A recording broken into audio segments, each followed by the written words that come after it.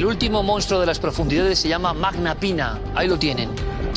Ha recorrido las redes, todo el mundo quiere saber más de esta criatura de aspecto extrañísimo.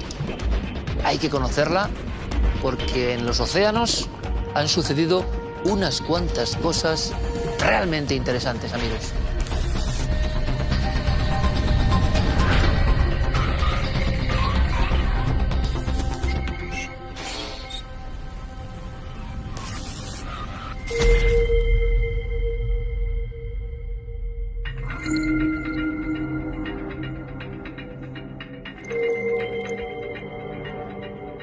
Buenas noches, bienvenidos a la Nave del Misterio. Aquí con el compañero, el colega, el amigo Alex Lajein. Alex, bienvenido, compañero, como siempre. Un gusto, capitán. Nos traes un regalo. Tiene algo que ver con lo que vamos a contar. Sí, ese no es el monstruo, ver. evidentemente. No. ¿Eso qué es? Es un pez espada, un Chiphias gladius. Es la cabeza nada más, evidentemente. Y bueno, tiene un espadón de 1 metro casi. Por eso te lo pregunto, porque dentro del mundo de los peces con espada hay diferentes, y diferentes tamaños. Tenemos y este es como imperial. El espada, como ves, tiene la espada aplastada, como si fuera una espada de verdad. Y los marlines tienen la espada cónica y puntiaguda, como un florete, digamos. Y luego tenemos los peces vela, ¿no? que también pertenecen a la familia de los marlines, pero que tienen una aleta dorsal tremendamente larga hacia la cola, prácticamente son muy espectaculares. Bueno, ¿y por qué traemos ahí ese pez de espada con esa protuberancia? Porque están pasando cosas, repito, en los océanos que tienen a los amigos de la naturaleza, a los naturalistas como Les Lajein, realmente sorprendidos. Pero empezábamos con estas imágenes que van mucho más profundas. ¿Qué estamos viendo, Alex? Esta criatura es algo que parece propio de la ciencia ficción y que no se ha visto hasta hace muy poco tiempo. Ahora ha sido relanzada en redes sociales en Japón, en Estados Unidos, en Australia. Bueno, es uno de los últimos seres que parecen de leyenda que son verdad. El calamar araña le llaman, porque tiene la facultad de poder angular sus tentáculos en ángulo recto como si fuera un arácnido, ¿no? Entonces se cuelga. Un poco alien, ¿eh? Sí, se cuelga verticalmente, vive entre 1000 y 3000 metros de profundidad. Entonces, cuando se cuelga, ve que nadie sabe por qué lo hace. Bueno, no se conoce la biología de este calamar realmente. Nunca se ha capturado ninguno, ni vivo ni muerto, y solo hay, me parece que media docena de filmaciones, nada más, unos fotogramas perdidos, pero claro, es espectral. Se cuelga verticalmente, tiene unas alas tremendas, por eso se llama Magna Pina, que significa gran ala, ¿no? Y los tentáculos los abre así en ángulo recto, que caen como especie de parasol. Es un aspecto, ¿sabes de qué? De la Guerra de los Mundos, un poco, algo así. Sí, ¿no? Como unos trípodes, ¿no? ¿Verdad? Sí, como unos trípodes. Y luego sí. Ese aspecto blanquecino que le hace parecer un espectro de las profundidades. Además, grande, de 8 metros. Es que, ¿os imaginan? Alex Lajein lo cuenta como nadie. Esta criatura, cuando es filmada 8 metros, con este aspecto de araña del abismo avanzando, lo que yo no sé, Alex, es, bueno, se descubre en cierto momento, se filma en cierto momento, ¿por qué ahora todo el mundo está preguntándose por esta criatura? Es un misterio, porque la verdad es que la filmación más reciente es del año pasado. Y está ahora como fenómeno viral o como, digamos, monstruo digital, llámalo X, en las redes. Pues alguien lo ha debido de relanzar, no sabemos cómo ni por qué, pero la última filmación de las poquísimas que hay es del año pasado. Zonas del mundo, Alex, ¿dónde pues, se ha visto esto? El año pasado, como te digo, la revista Plus One daba a conocer un estudio hecho en Australia, en la Gran Bahía Australiana, en la que lo habían encontrado, habían hecho 5 avistamientos filmados con cámaras remolcadas y con vehículos ROV a 3000 metros de profundidad, con lo cual ya se demostraba que con estas últimas filmaciones habitaban todos los océanos del mundo, porque hasta ese momento, pues, la más famosa es una que se hizo en el año 2007, creo recordar. La que rompe el hielo está en Japón, ¿no? No, está hecha en México, está hecha en el Golfo de México, verdad, la primera, en Perdido, y está en una plataforma petrolífera de la Shale Oil Company, a 2049 metros de profundidad. Esta criatura, sí, evolucionando ahí, que la ven y no saben ni siquiera dónde están los ojos. De hecho, no saben si tiene ojos.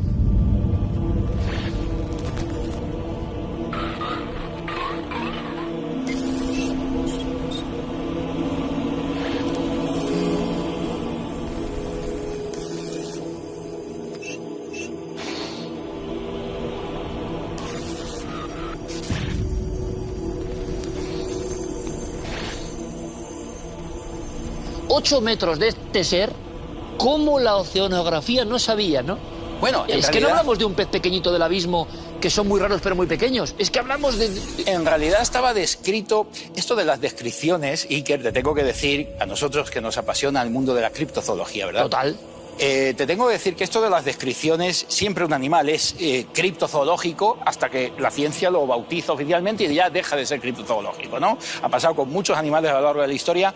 Este animal estaba descrito por la ciencia desde principios del siglo, desde 1907. ¿Se había visto ya en el año 7? No, se habían visto solamente unas paralarvas. Y con las paralarvas lo habían catalogado, ¿no? Y le habían puesto su nombre científico, Magna, pero nunca sabía... O sea, sabían que había unas larvas de un calamar, pero nunca lo habían visto crecido. Hasta que se logran las primeras filmaciones a mucha profundidad. ¿Y qué no sabemos de este bicho impresionante? No sabemos nada. No sabemos cómo vive, no sabemos de qué se alimenta, no sabemos cómo caza. Especulan los científicos que puede ser que vaya arrastrando los tentáculos por el fondo abisal y vaya... como las ventosas adhieren a los peces, que vaya arrastrándolos y luego se los lleva a la boca. También se ha visto que los tentáculos hacen tirabuzones, los puede hacer en tirabuzón y puede ser que esa sea una técnica de caza, pero en realidad no se sabe nada porque nunca se ha logrado capturar uno vivo o muerto. Es el gran Alex mirlo blanco de la criptozoología actual. Sí. Poder sacar uno de estos seres. Sí, hombre, está descrito, no es criptozoológico, ¿no? Está descrito, bueno, lo mismo que el kraken, hasta que... Sí, pero tú nos has contado aquí en este programa muchas veces esos animales límite, ¿no? Que están casi un poco entre la leyenda y la realidad. Sí. Sabemos que son verdad, pero el aspecto supera a muchos de los que creíamos que eran... O sea, esto es más raro que el monstruo lagonés. O sea, en cuanto a aspecto, es lo más raro que yo he visto en mi vida. Sí, no, es que claro, si no capturas nunca uno, pues evidentemente con unos pocos fotogramas no sabes nada. Sí sabes que, bueno, no hay datos de que haya atacado a nadie, ni de que sea peligroso. Porque, ojo, ha habido calamares gigantes que recordemos a todos que no existían y parecía una cosa febril de la imaginación de Julio Verne.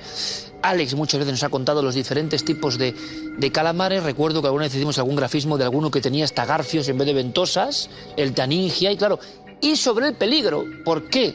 Porque algunos de ellos han demostrado ser muy agresivos, ¿no?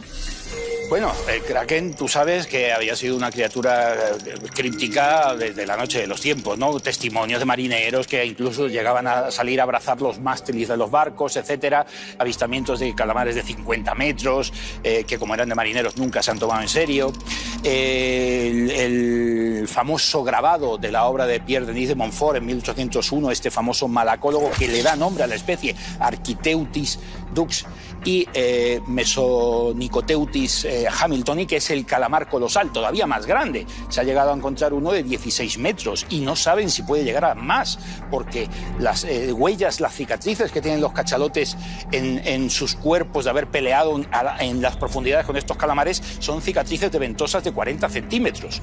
Entonces esto nos daría unos calamares que podrían superar los 40 metros. El de 20.000 leguas de viaje submarino está ahí. Sí, lo que pasa es que, claro, bueno, luego salen hay que escuchar todo en ciencia, ¿no? Y dice, bueno, es posible que no sean realmente así de grandes porque cuando el cachalote crece, pues la cicatriz crece con él, ¿no? Pero luego han vomitado tentáculos y picos de calamar que son realmente picos enormes y que no coinciden con los 15 metros, sino con muchos más metros. Alex, no sabrá el público, o gran parte de nuestro público, que el calamar tiene un pico que encima le da un aspecto... Un pico de loro tremendo. No solamente son los garfios de las ventosas, sino los picos de loros. Y estos avistamientos y estos ataques, que ya se conoce la especie, tanto el gigante como el colosal, ya no es críptico, pero no se han producido antiguamente. Hay que recordar que en el año 2003 el catamarán Jerónimo, que participaba, capitaneado por Oliver de Keshausen, en aguas de Gibraltar, navegando a 24 nudos, es absolutamente abrazado por un calamar gigante. El capitán lo ve perfectamente a través de la claraboya del casco, ¿no? Y lo ve cómo está con el timón y la orza, a punto de reventarles la orza y llevarse el timón, peleando. Lo paró a 24 nudos, lo frenó en seco el catamarán, un catamarán de alta velocidad. Y al final el capitán iba ya a coger el hacha, igual que Nemo. Igual que Nemo. Cuando el animal perdió el interés por el barco, lo soltó y se fue de nuevo a la profundidad. Se convirtió el viejo grabado sí. De los mares nórdicos del Kraken. Bueno, pero ¿qué podría hacer el araña, entre comillas, para que nos entendamos? El araña parece el fantasma del abismo. Es una criatura que llama la atención de todos los zoólogos del mundo, de todos los oceanógrafos, y no sabemos, como dice Alex, nada.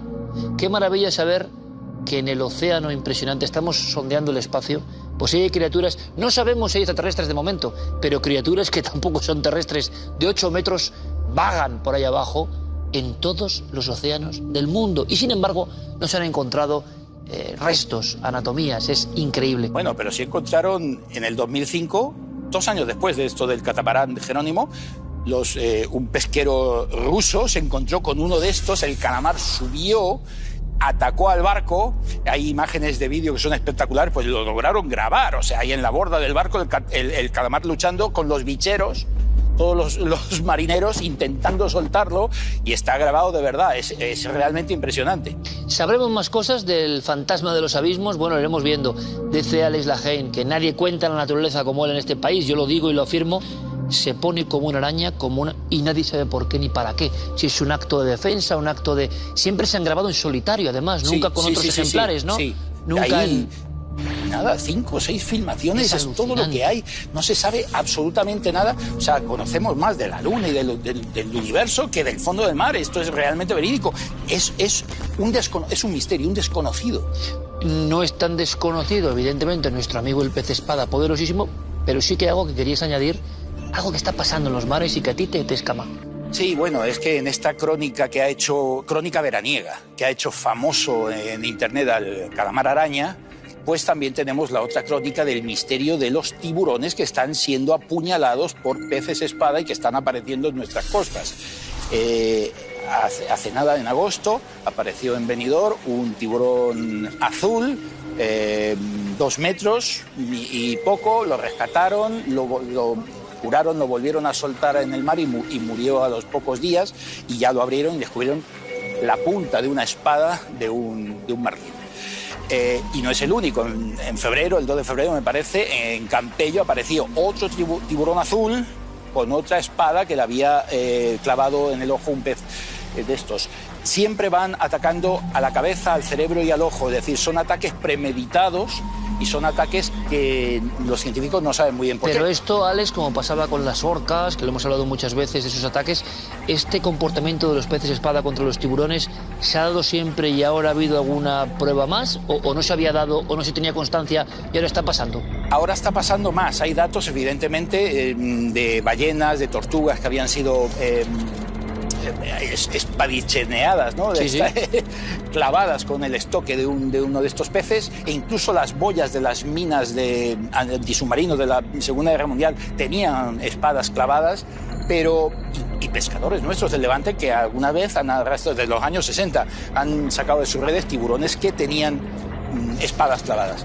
Pero ahora se está dando un fenómeno que se está repitiendo mucho en el tiempo. En el año pasado, el año del confinamiento, ha habido 2 casos, uno en Libia, otro en Cuba, también el estoque le había a uno perforado el corazón, a otro le había partido el cerebro en 2 mitades. Tiburones grandes, ¿no? Tiburones...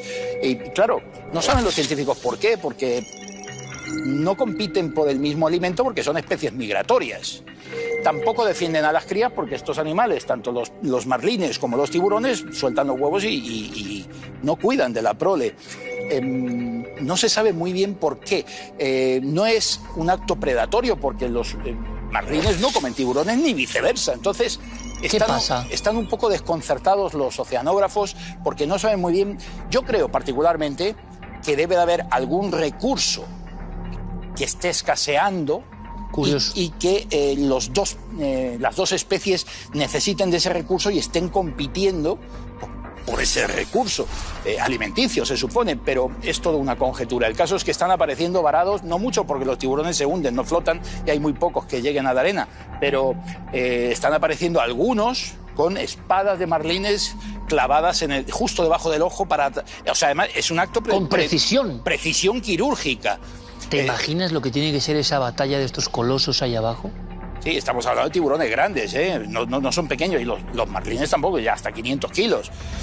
O sea, es una cosa espectacular. Me has traído, no sé, al cerebro, y seguro que a muchos veteranos que estén ahí como yo, esos viejos álbumes donde había las batallas en la prehistoria y en el hoy, de estos colosos, ¿no?, de las profundidades que veíamos en dibujos maravillosos enfrentándose unos a otros en unas imágenes que nos fascinaban y escalofriaban al mismo tiempo. Bueno, esto está pasando en los océanos. Si me dejas un segundo, sí, Alex. No quisiera acabar de forma tan gore nuestra mesa de hoy, y una noticia amable. Una jaquetona, un tiburón blanco de 50 años, de casi 7 metros, de 2 toneladas, Ikumi, que es famosa por migrar de Canadá a Estados Unidos, está viniendo a nuestro país. Ha cruzado ya en abril, la habían detectado satelitalmente cruzando la dorsal atlántica, y seguramente venga creen los científicos que está preñada, y que seguramente venga a parir su prole aquí a aguas del Mediterráneo. Tú dices una bonita y hermosa noticia en plan película, pero como te bañes y te encuentres el tiburón, yo pongo la otra cara. El tiburón, por mucho que tenga 50 años, tiburón blanco has dicho, ¿no? Nukumi, sí, esta tiene 50 años, pero es un viaje pero porque tremendo. se llama Nukumi ya no pasa nada, ¿no? No, pues bueno, yo es muy conocida. Y veo el tiburón, sí. ¿Y tú qué haces, Alex? En el Mediterráneo siempre ha habido blancos, siempre ha habido blancos. ¿Sabes que eso también siempre ha sido muy políticamente incorrecto? Y cuando lo contamos, alarmista y tal... No, siempre ha habido blancos. Sí, siempre ha habido. El de la isla de Tabarca, qué miedo da. Sí. El de 7-8 metros de tiburón blanco o algo así, impresionante. Sí. Siempre ha habido. Siempre ha habido. En las Baleares. Siempre ha habido. Y son del mismo tamaño que los de Australia y que los de Sudáfrica. Lo cuentas y se molesta. Sí. Alguna gente. Pero aquí no estamos para agradar, estamos para contar. Alex Lajein, el gran cronista de naturaleza. Algo pasa en los océanos. Me ha encantado, como siempre, compañero. Muchísimas gracias. A ti una vez más. A ver si descubrimos... Bueno, mira, voy a decir una cosa. Tú sabes lo que es la galerna, ¿no? Oh, sí. Bueno, pues vamos a continuar en las profundidades, Alex, ¿te parece? Vamos a hacer una crónica increíble, con unas imágenes alucinantes, porque también el ser humano se ha visto entre la vida y la muerte muchas veces en las tempestades, en nuestro Cantábrico. Y esto te va a encantar, de verdad.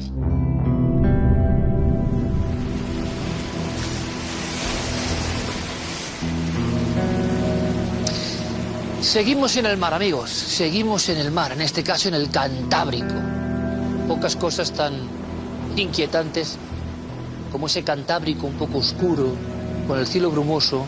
Ustedes lo han visto alguna vez, empieza a vibrar de alguna manera, a manifestar su fuerza. La historia de la Cumbre Vieja, nuestros amigos de La Palma, a los que mandamos un abrazo fortísimo, pues ha sido el último shock reciente. El ser humano, envuelto en tecnología y creyéndose evidentemente el dios de todo, se da cuenta de lo pequeño que es ante la madre naturaleza cuando ésta se vuelve hostil. Pero no hablamos de lava ardiente, sino de todo lo contrario.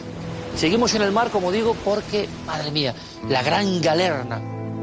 Ya verán qué historia y qué microhistorias dentro de la historia. La gran galerna es algo que yo quería contarles hace tiempo, porque cuando era un niño, en una excursión a Bermeo, recuerdo muy bien, una especie de mural o de cuadro, donde se hablaba de la noche triste de Bermeo y se contaba cómo prácticamente toda la flota pesquera pereció. Era impactante porque era precisamente este ambiente. Los hombres de la mar, de ese Cantábrico, se jugaban la vida para llevar sustento a casa y se enfrentaban, pues claro, a climatologías adversas. Pero entre las muchas galernas que en nuestro país han sido, hubo una muy especial. Y como en toda tragedia con la naturaleza y lucha entre el ser humano y ella, hay historias, como digo, que son asombrosas, para algunas milagrosas, para algunas otras personas son simplemente detalles casi de una suerte incomprensible. Todo lo contrario, ya lo saben. Personas que no tenían que estar ahí y que se encuentran de una forma que parece un destino escrito con el infortunio. Pero van a ver qué imágenes. Yo les pido, como si la nave se convirtiese en una chalupa pesquera de principios del siglo XX en la costa cántabra, en Bermeo en concreto, que se suban con nosotros, que sientan las olas, la oscuridad y que se metan de lleno, porque para eso hacemos este programa, en esta increíble aventura que sumamos gracias al trabajo de nuestro amigo Ivonne Pérez y de Carlos Dardo. Comienza el viaje, la travesía hacia la Gran Galerna.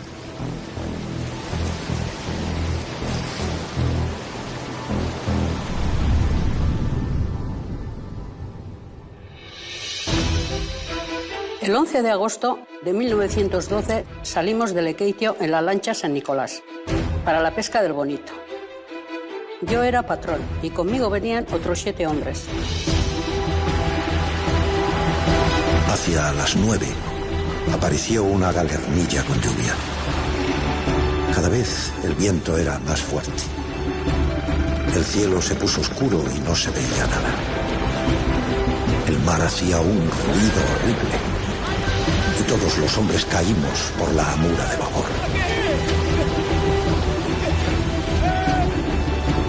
Vosotros, que habéis vivido siempre en tierra, que ni los terremotos conocéis, no sabéis lo que es aquello.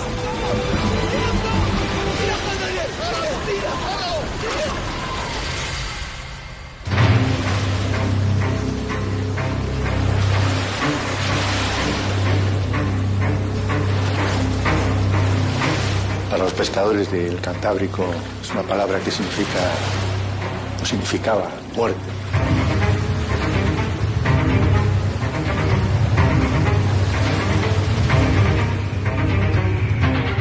Eso es en esencia la galerna, un fenómeno súbito, de aparición súbita de un viento del noroeste y fuerte y rafagoso que incluso puede levantar oleaje.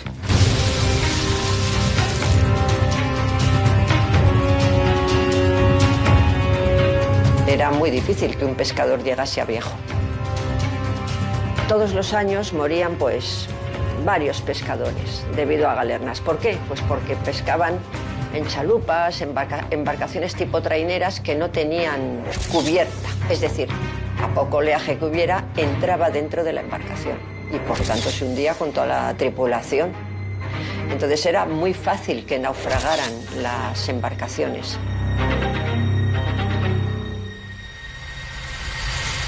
La galerna de 1912 es la más desconocida y digamos que es el fenómeno natural más dramático de la historia de España.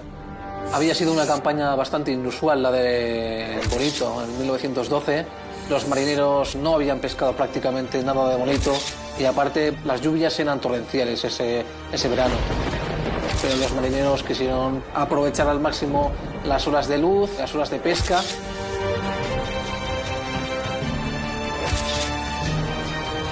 Estaban pescando relativamente bien y sobre las 4 de la tarde ya veían que la situación empezaba un poquito a cambiar. Sobre las 5 empezó a soplar un poquito de viento. Ya viendo el cariz que tomaba el asunto, el señero ya decidió que venía mal tiempo y él aconsejó volver a casa. Y más o menos la mitad le siguieron y vinieron a puerto, entre ellos 4 barcos de Ondarroa.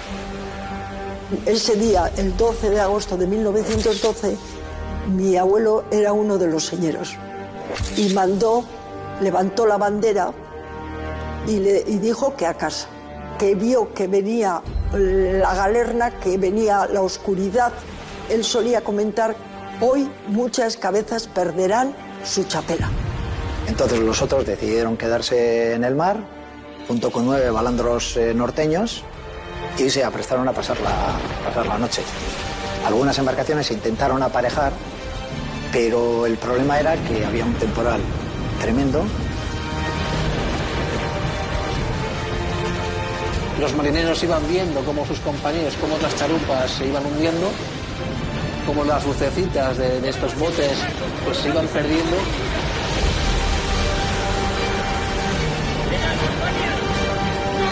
Y algunos pensaban que estaban regresando a puerto, cuando en sí es que se los llevaba la mar hacia el fondo.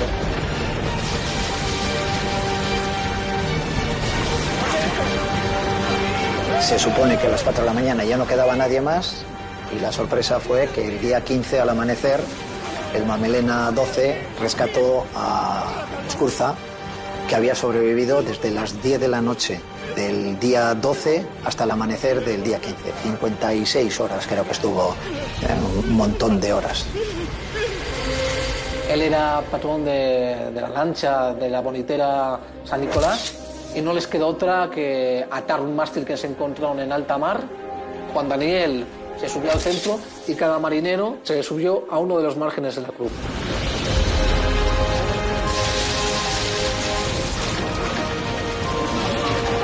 venga chicos, aguantar un poco esto, que la Virgen nos va a salvar y que esto, y venga, hay que rezar y hay que... Así, todo el rato. Y, bueno, pues los otros dos creo que aguantaron un día.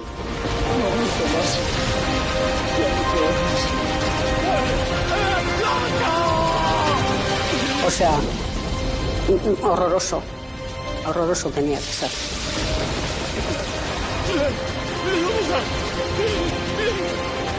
Y él, pues, él quedó en la cruz y aguantando. No podía comer, no podía pescar. Lo único que hacía era intentar que se posasen gaviotas encima de su espalda y las mordía para beber la sangre de estas gaviotas. Entonces Juan Daniel recorre la distancia de Bilbao a Lekeitio y luego desde Lekeitio la corriente le arrastra hasta Guipúzcoa, hasta San Sebastián.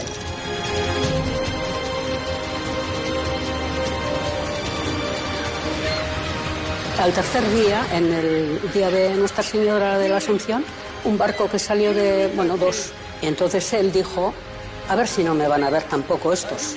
Entonces se le ocurrió que como lo iban siempre a picotear todos los pájaros, pues dejó que se posaran muchos encima y entonces ya, pues cuando movió una mano o lo que sea, todos empezaron a volar y entonces los del barco dijeron, ahí va, ahí hay algo.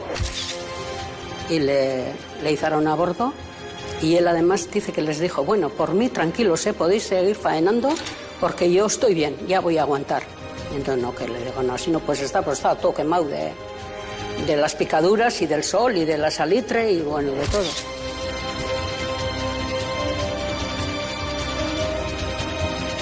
Eso fue, bueno, como un milagro.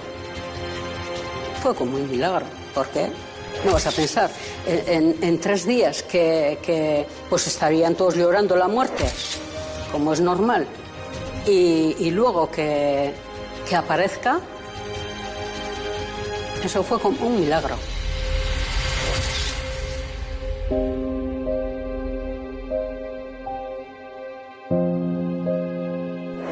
¿Qué significó para Bermeo? Al final las cifras son bastante contundentes. 116 bermeanos, 16 de Lekeitio, 8 de Lanchove y 3 de Ondarroa. ¿Qué consecuencias tuvo? Pues 70 viudas, 200 y pico huérfanos y también 16 parejas que se iban a casar, pues no se pudieron casar porque los esposos o los novios fallecieron en la galerna. Los funerales por las víctimas de la galerna se celebraron en Bermeo el 22 de agosto de 1912 en la iglesia de Santa María. Funerales se hicieron en todos los puertos implicados, pero en Bermeo se hicieron los más solemnes y vino pues el enviado del Papa, el monarca español y bueno, todos los cargos de la administración, de la Diputación. Bueno, las podéis ver en las imágenes que se ve que todo el gentío que había, vinieron embarcaciones de otros puertos con gente a bordo para estar en los funerales porque bueno, era un hecho terrible.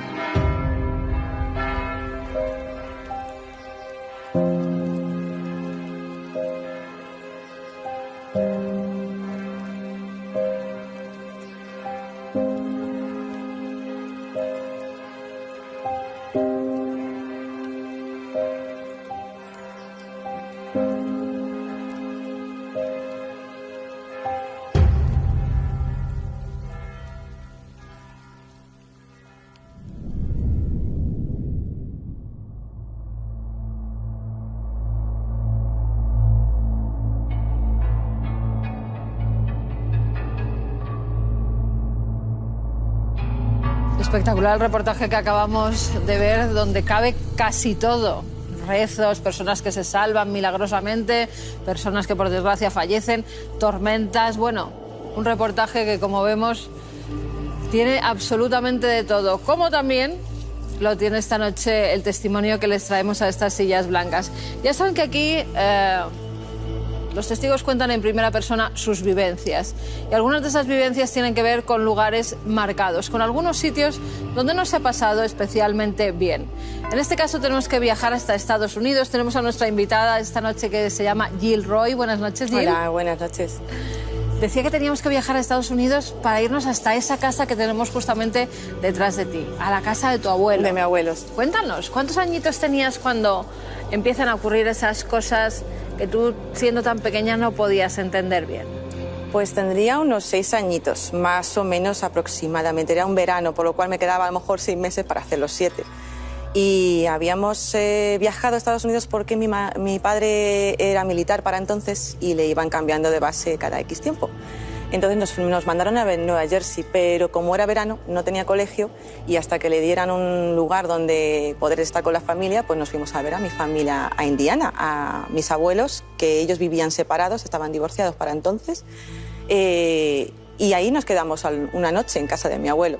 Una casa en un bosque espectacular que la rodeaba, sí, bastante apartada de otras viviendas, sí, de ¿verdad? Esos sitios paradisíacos donde dices, qué bien, no tengo a nadie que me moleste, y estás en plena naturaleza prácticamente, porque el pueblo estaba a unas 12 millas más o menos, el pueblo en sí, el núcleo urbano, y su vecino más cercano a lo mejor a unas 2 millas. Digo millas porque es lo que yo recuerdo para entonces. La típica casa americana, ¿no? Sí, de en medio de sueño, nada, donde tienes cultivo, donde tienes animales, incluso tu abuelo tenía muchos perros. Muchos perros, y él tenía una afición a los animales en general, pero sus perros eran de caza, se supone, pero los tenía ahí por recreo, porque le encantaba tener perros de caza y los tenía además en un jardín aparte para ellos, enfrente de la casa. Y tú llegas con 6 añitos... Bueno, eso era un paraíso para mí, porque llego ahí y digo, wow, todos estos perros para mí, y además con lo que soy yo para los animales. Y encima acompañada de un perrito y un gatito. Y un gatito que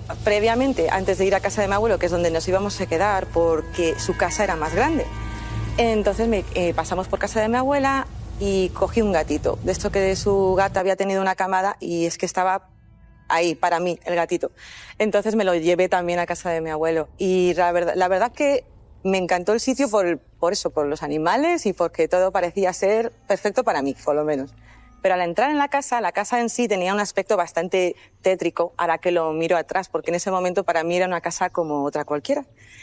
Pues al entrar mi perrita se quedó como diciendo no paso, se quedó en la puerta y mi madre insistiendo, al final tuvo que cogerla en brazos y recorrer la casa con ella en brazos, porque mi perra estaba como más asustada, como no había reaccionado normalmente así, porque estaba acostumbrada a la gente, a ir a casa de mi tía y demás. Pero curiosamente dijo, no, vosotros meteros allí. Sí, como algo que no le gustaba, yo ya os ¿no? espero aquí. Sí, que no le gustaba. Sí. Yo tenía un turno de noche porque para entonces trabajaba. Y él llegaba sobre las 5 o las 6 de la mañana y cuando ya había pasado todo el rollo que él contaba que pasaba en la casa, pues no se enteraba prácticamente de nada. Nosotros nos quedamos, por la mañana mis padres se fueron a hacer algún trámite de, pues supongo que escolarización y demás, y yo me quedé con mi abuelo en casa, tan felizmente de la vida, no, sin realmente importarme o sentirme mal en ese sentido. Y pero como una niña de 6 años empiezas a explorar, ¿no? Empiezas a explorar la casa. Sobre todo la parte exterior. Yo salí mucho a la parte exterior de la casa porque allí estaban los perros, que es lo que más me interesaba, y me daba vueltas por la parte de abajo de la casa, sobre todo porque la planta de arriba es donde dormía mi abuelo y tampoco ese respeto de no vayas a la habitación de nadie. Entonces, en principio yo me quedaba por abajo. Pero claro, llegó un momento en el que jugueteando con perros y gato, todo el rato dije, bueno, vas a hablar la siesta del gato, ya ves tú. Y cogí, me llevé al gatito que se llamaba Twinkie, me lo llevé arriba, porque yo me imaginaba que habría un sitio para el gato para dormir.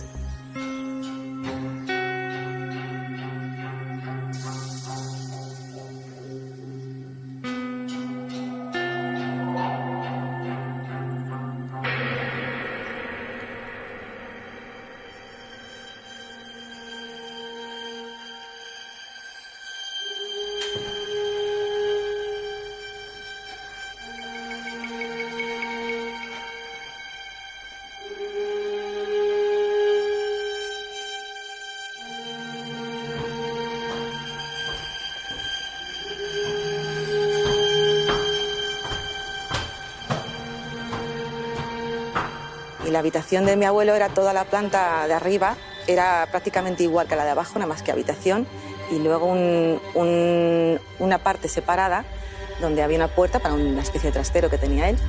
Y yo dejé mi gatito ahí.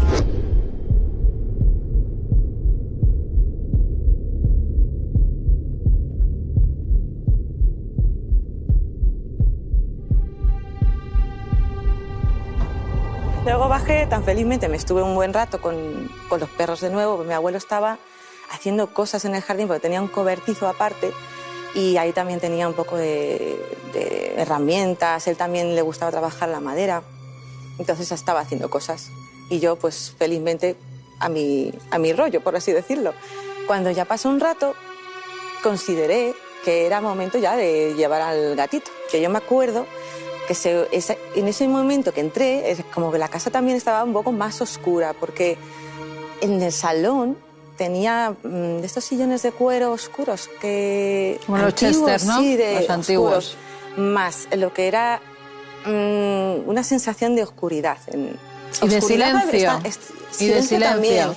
También silencio, pero sobre todo la oscuridad. Parecía que la luz que entraba por la ventana no era suficiente para iluminar el interior. Era como muy curioso.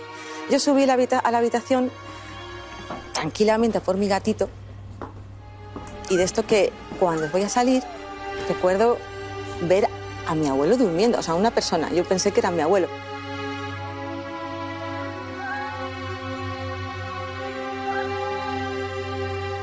Y de esto que me quedé como, uy, voy a hacer menos ruido, voy a bajar despacito, tiqui, voy bajando tranquilamente. Y me encuentro con mi abuelo, según salía yo para estar con los perros otra vez, a mi abuelo otra vez.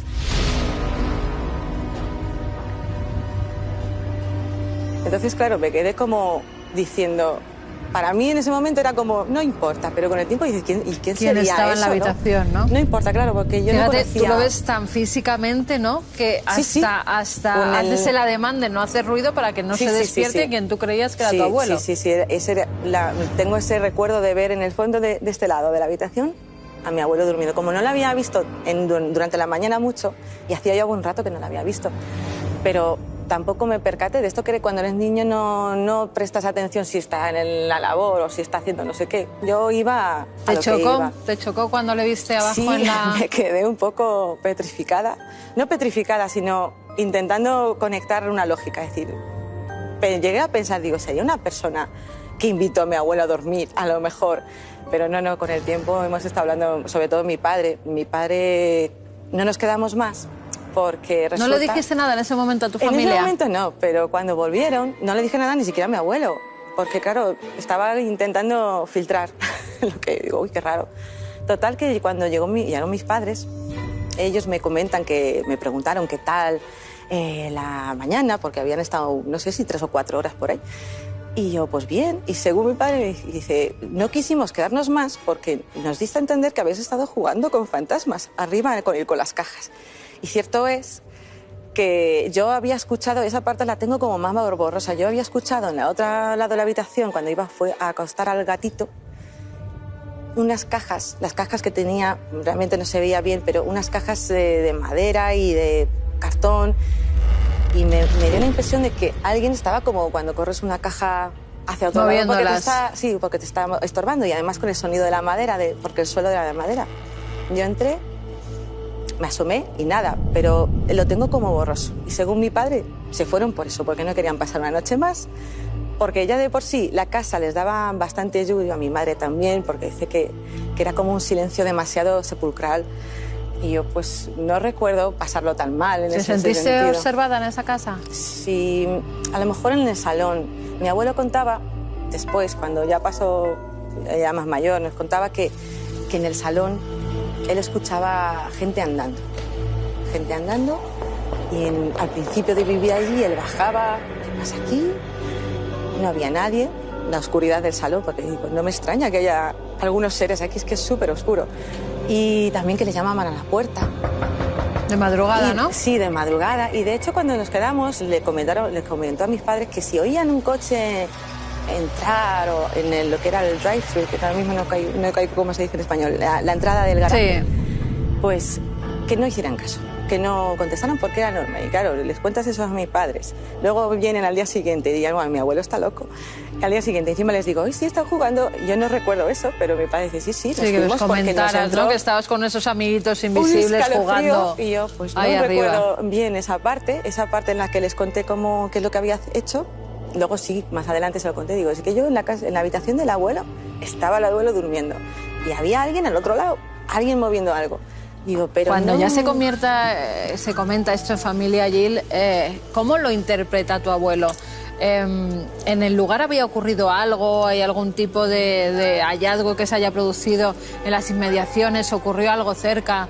Sí, seguramente, según lo que me contaba mi abuelo, y le gustaba mucho decirlo, que su particular portugués se estaría debido a algún tipo de matanzas que pasaron a lo mejor en la guerra de secesión, la civil americana, ya que por allí, además en la zona, hay muchas casas que incluso se han tirado al suelo porque no había forma de vivir a gusto. Y mi abuelo siempre decía que eran las almas en pena o las almas que no tuvieron justicia o algo así, le gustaba decir. Una zona Quizás marcada a lo mejor, marcada, ¿no? Por la porque... sangre, por las batallas, pero que tu abuelo convivía perfectamente con ellas. Sí, no él le se daba acostumbró, mucha... mi abuelo era muy peculiar para esas cosas, él se acostumbró. Supongo que por eso también le salía la renta, o sea, la vivienda bastante barata, porque al ser una casa con pocos amigos, por así decirlo, entre que no era muy atractiva, porque no lo era, o sea, daba impresión de, no sé cómo decirte, como de no estés mucho tiempo aquí, no te quedes aquí, ¿sabes? Un lugar en el que no estás a gusto. Sí, tenía como un aura, no una aura, sino una especie de energía bastante no negativa, porque realmente no daba miedo, por lo menos a mí y a mi abuelo tampoco, pero sí de a lo mejor de algo que estuviera deambulando, por así decirlo, perdido de alguna manera. ¿Sigue en pie esa casa, Gil? Sí, sigue en pie. Lo que pasa es que sigue ahora en pie como un lugar de trabajo para los nuevos propietarios que lo compraron hace no me acuerdo cuánto e hicieron la casa un poco más lejos. No sé si es que tuvieron a lo mejor algún tipo de incidente y dijeron, como tenemos que hacer una casa para herramienta, pues vamos a dejar esta casa para herramienta. No vivimos aquí, pero hacemos una casa al lado. ¿De esos nuevos inquilinos no sabes si en la nueva casa también han sucedido cosas? No lo sé.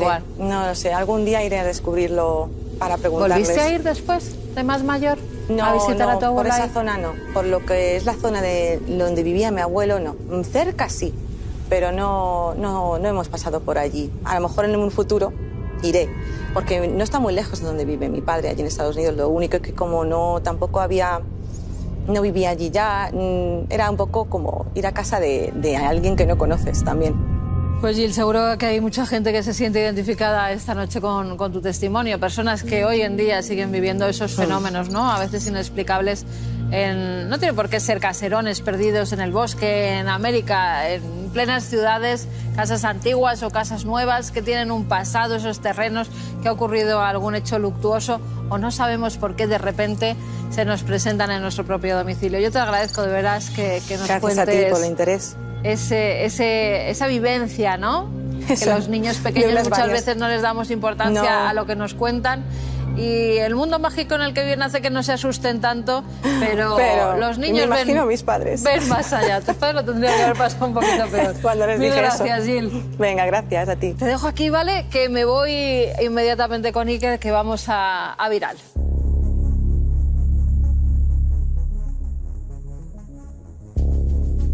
En tan solo unos minutos viene David Arranz y abrimos el cineclub. Terror japonés, fantasmas japoneses, muy de la historia que acabas de contar, ¿eh? Sí. Presencia en una casa que de alguna forma habla con sus propios códigos y las personas entienden que esa casa, bueno, tiene energías elementos oscuras, ¿no? Sí, diferenciadores. Pero eso será en unos minutos porque ahora viene Viral. Vamos allá.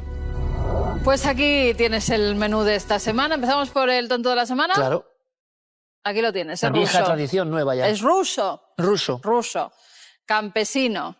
Están en la localidad de Astracán. Están haciendo Astracán. ahí, encuentran una serpiente y no se le ocurre otra cosa al hombre que meterse en la boca. A ver, ¿para qué se mete una serpiente en la boca? Pues para hacer el tonto, Esto es la una verdad. astracanada, nunca mejor dicho. Que es Exactamente, sí. Pues Una palabra mírale, muy española. ahí está. Le pica, Mira, claro. mira cómo me la meto en la boca, qué gracioso, ¿verdad? Tal. Toma, Le ha picado. mordisco la lengua. La serpiente que estaba tan tranquila, Sí. ¿era venenosa? Era una víbora. Ah, era una víbora. Era una víbora que lo llevan al hospital.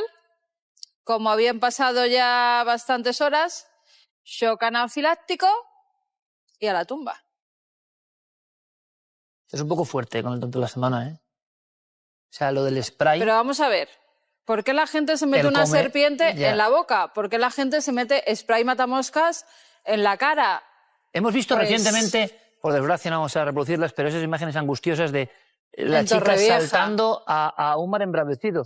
Pero ¿qué tienes en la cabeza, permíteme, para saltar a un mar embravecido? O sea, ¿dónde es...? Hemos tocado alguna vez el tema en Horizonte, pero estas locuras grabadas, ¿por qué? Mira, ¿Somos más fíjate- idiotas que ninguna generación de la historia? Esto salió para ejemplificar las tonterías que se hacen hoy en día por grabar las cámaras, ¿no?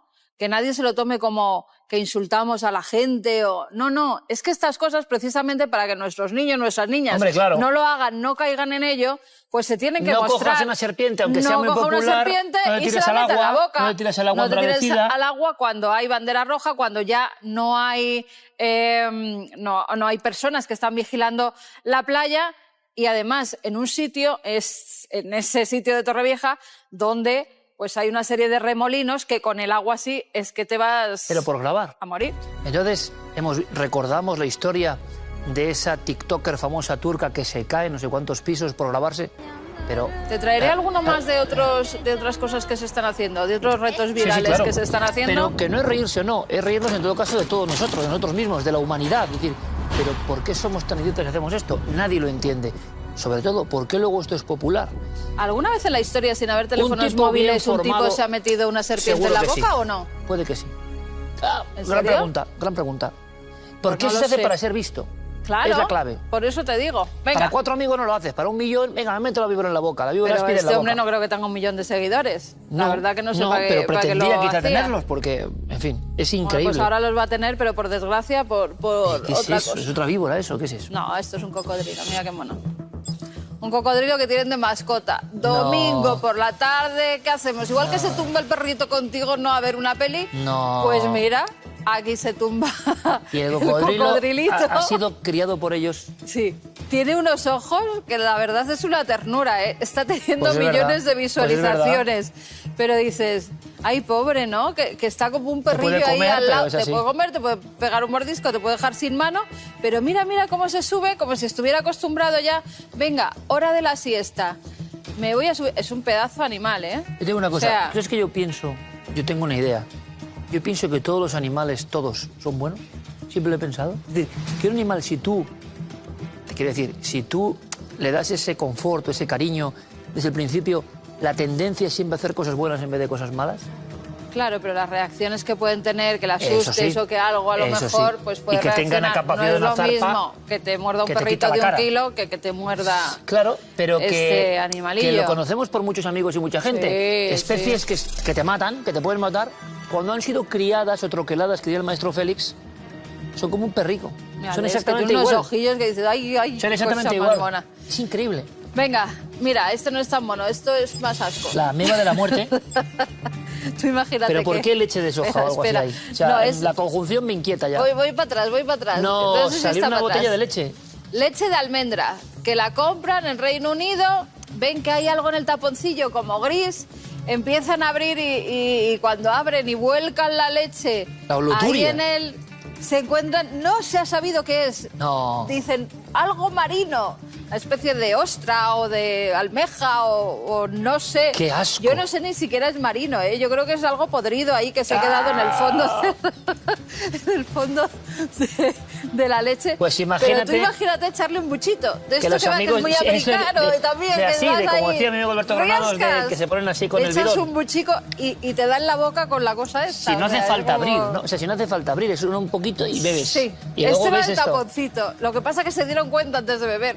Y de repente, bueno, claro, se pusieron en contacto Brutal. con la familia, le pidieron 1000 disculpas, que no Brutal. sabían cómo había pasado. Vamos a acabar con los animales. Puede pero ser una meba de la muerte también, ¿eh? También. A ver. Mira qué monada. ¿El puma? O sea, no, puma no, ¿Pantera? oso y osedno. La mamá oso No me que lo dice, creo. me voy a llevar a mi niño al parque. Te lo Pero juro. qué maravilla. Y le voy a enseñar a tirarse por el tobogán. Increíble. Tal que así le dice, venga, sube. Que no puede ser. Ella se tira por el grande. Ya verás. Que sí, ahí va subiendo el osedno. Ella se tira por el grande. Ahí está, trascas, No te lo puedo resbalón creer. y le dice, no, tú por el grande no. Venga, hombre. Vente para acá, que tú todavía eres muy pequeño. Y le espera, como cualquier madre, abajo a su bebé. Claro, era una profesora la que lo estaba grabando y estaba diciendo, bueno, esto es maravilloso. Y mira, lo siento. ¿Cómo va? Y dice, ¡hala! Y la mamá lo coge. Esta es la naturaleza, ¿no? Difícil de superar, ¿eh? Y No están me digas en un que son sitio imágenes en un donde- parque infantil. Míralo. Bueno, Jugando la mamá y el niño. sin palabras, lo que hablábamos antes, ¿no? Lo que hablábamos antes. Ay. Increíble, de verdad. Mira, esto a lo mejor te suena. California. ¿Sí? El desierto. ¿Un ovni? Hay exactamente un ovni. Quien lo estaba grabando no se lo podía creer. Decía, pero bueno, ¿esto qué es? Al parecer hay una base secreta allí. Te voy a decir Bestial. la que decían que era Mojave, el desierto de Mojave, Sí, en California. Pues una base secreta. Lugar de pruebas. Exactamente, donde parece que están haciendo pruebas, experimentos con esta nueva nave que tiene una forma pues completamente de objeto O sea, volante. ¿tú ves esto volando? Total. Es como una mantarraya voladora. Parece que es humano. Y parece que lo vamos a poder ver pronto en los cielos si es que las pruebas salieron bien. O son de esas pruebas secretas militares que de repente vemos por el cielo, no sabemos lo que es. No, es un objeto volante, pueden ser extraterrestres y de Es un repente ovni es total. muy humano. Bueno, lo que yo hacían algo. No esto es que sea un ovni. Es un ovni bastante más moderno que los ovnis que se veían, que es el problema. O sea, este ovni supera en modernez a lo que se veía. O como dices tú, en la Comunidad Valenciana, en una rotonda, nos encontramos uno de estos. Y acabamos con esta niña y un fantasma. Niña pequeña. ¿Pero el niño es el fantasma, no? No, salen del supermercado. Tú ¿Esa fíjate mujer? en la niña, fíjate en la niña. ¿Has visto la reacción que ha tenido? No. Como si alguien la tirara A ver, del a ver. brazo, pero además de una forma súper A ver. extraña hacia atrás. Ella va andando tan normal, la pobrecita va comiéndose una... Ostras, sí. ¿Has visto? Y de repente como ¡vum! Pero Una es fuerza como un- así, sí, como- que la tira para atrás, que no saben lo que ha pasado. Pero ahora hay muchas Tanto filmaciones que de tuvieron que como verlas. agarrones, Mira, ¿no? mira. Es que es brutal. Y eso no es editado, ¿no? No, eso no es editado. Además es que van en... Bueno, la madre tampoco se alarma mucho. Va con una pachorra. ¿Es la madre? Que la pobre niña, sí, está ahí en el suelo. Parece que están metiendo... No te preocupes, voy a ver el Instagram. Sí, ahí. La Pero niña con la sí, cabeza sí. en el suelo. Es que de verdad... La pobrecita, yo mira qué alucino. porrazo se Pero da. igual no era la madre esa señora. Mira, ¿eh? que sí, que es la madre. Ahí lo tienes. Bueno, pues Cada últimamente... día te asombran más, ¿no? Fíjate los Increíble, animales increíble. así jugando. Últimamente hay muchos vídeos de como Sí, agarrones, como y aquel de Colombia. empujones, ¿Sí? empujones también. Vamos con las noticias serias. Ay, pues hay muchas. Mira, esto te va a sonar. Comenzamos las noticias descendiendo junto a un equipo de espeleólogos al Pozo del Infierno de Yemen.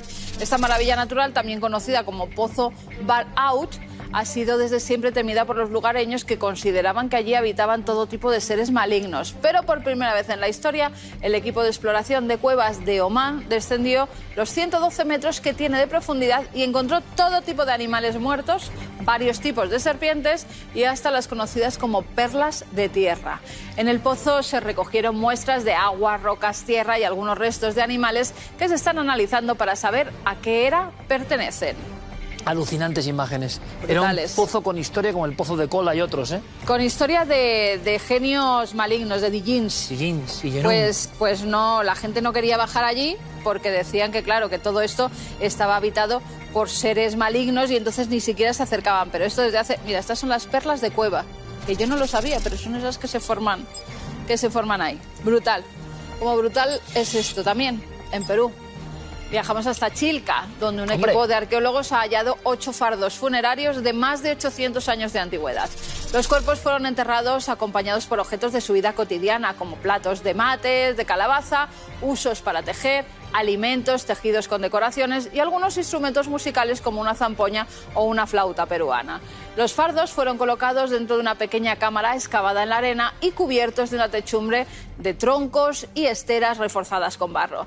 Los expertos consideran que estos entierros pertenecen a un pequeño pueblo prehispánico que se mantenía al margen de otras culturas. Fíjate, mira, estamos ahí zampoña, con la... Sí, que es muy parecido a la zanfoña, sobre todo de las tierras de la Mancha, de Cuenca, y eso el maestro Antón García Abril, que seguro que igual está viendo el programa como hacía desde las estrellas ahora, autor de la banda sonora del Hombre y la Tierra, él puso también una terrible banda sonora, terrible, por el sonido, al Crimen de Cuenca, la famosa película prohibida de Pilar Miró en La Democracia, y recuperó la zanfoña de la Mancha, porque era un sonido que hacían los ciegos. Y luego hemos hablado de Chilca, y es que Chilca, esto tiene que ver con todo lo que nos gusta el tema OVNI. Chilca es el desierto, tú lo conoces, a la de Lima, donde JJ Benítez, de alguna manera en sus investigaciones sobre el IPRI peruano, asegura en ese libro llamado mítico, ¿no? SOS a la humanidad, OVNIs SOS a la humanidad, asegura que en aquel día, finales del año 74, se aparecen dos gigantescos ovnis que marcan su vida completamente. Un reportero español con un grupo de universitarios que supuestamente, recuerdas, tenían contacto total en este mismo arenal.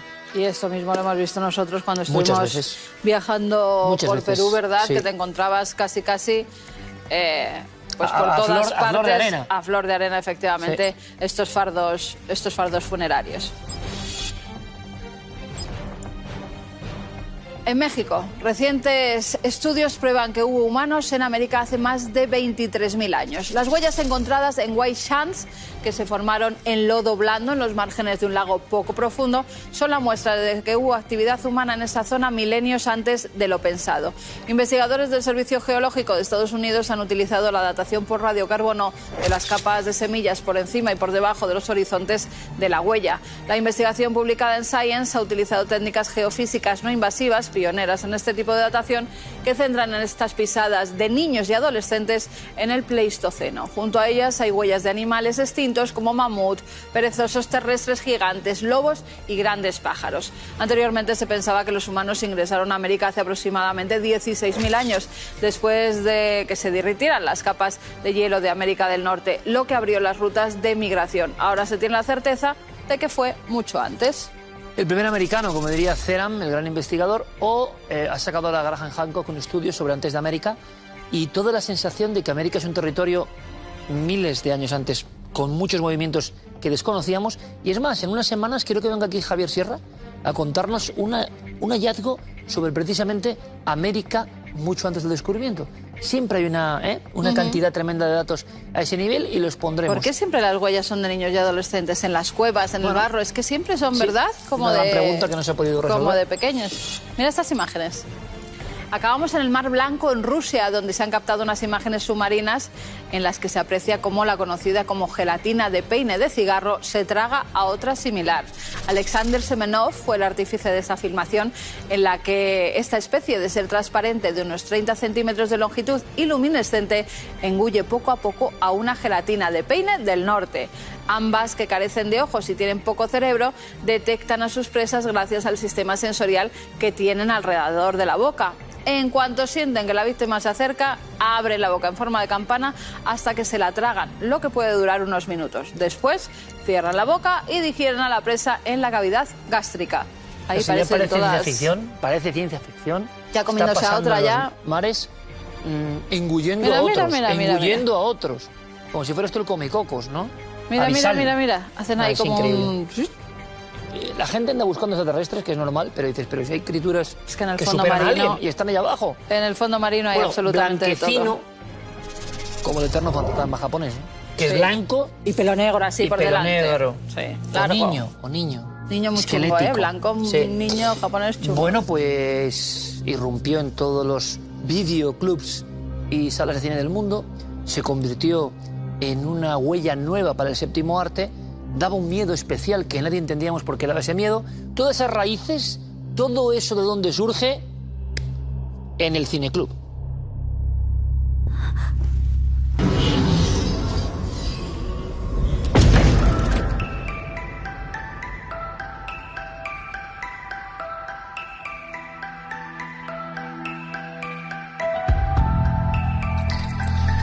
Bueno, pues doctor Cine, doctor Arranz, David Felipe Arranz está ahí con nosotros.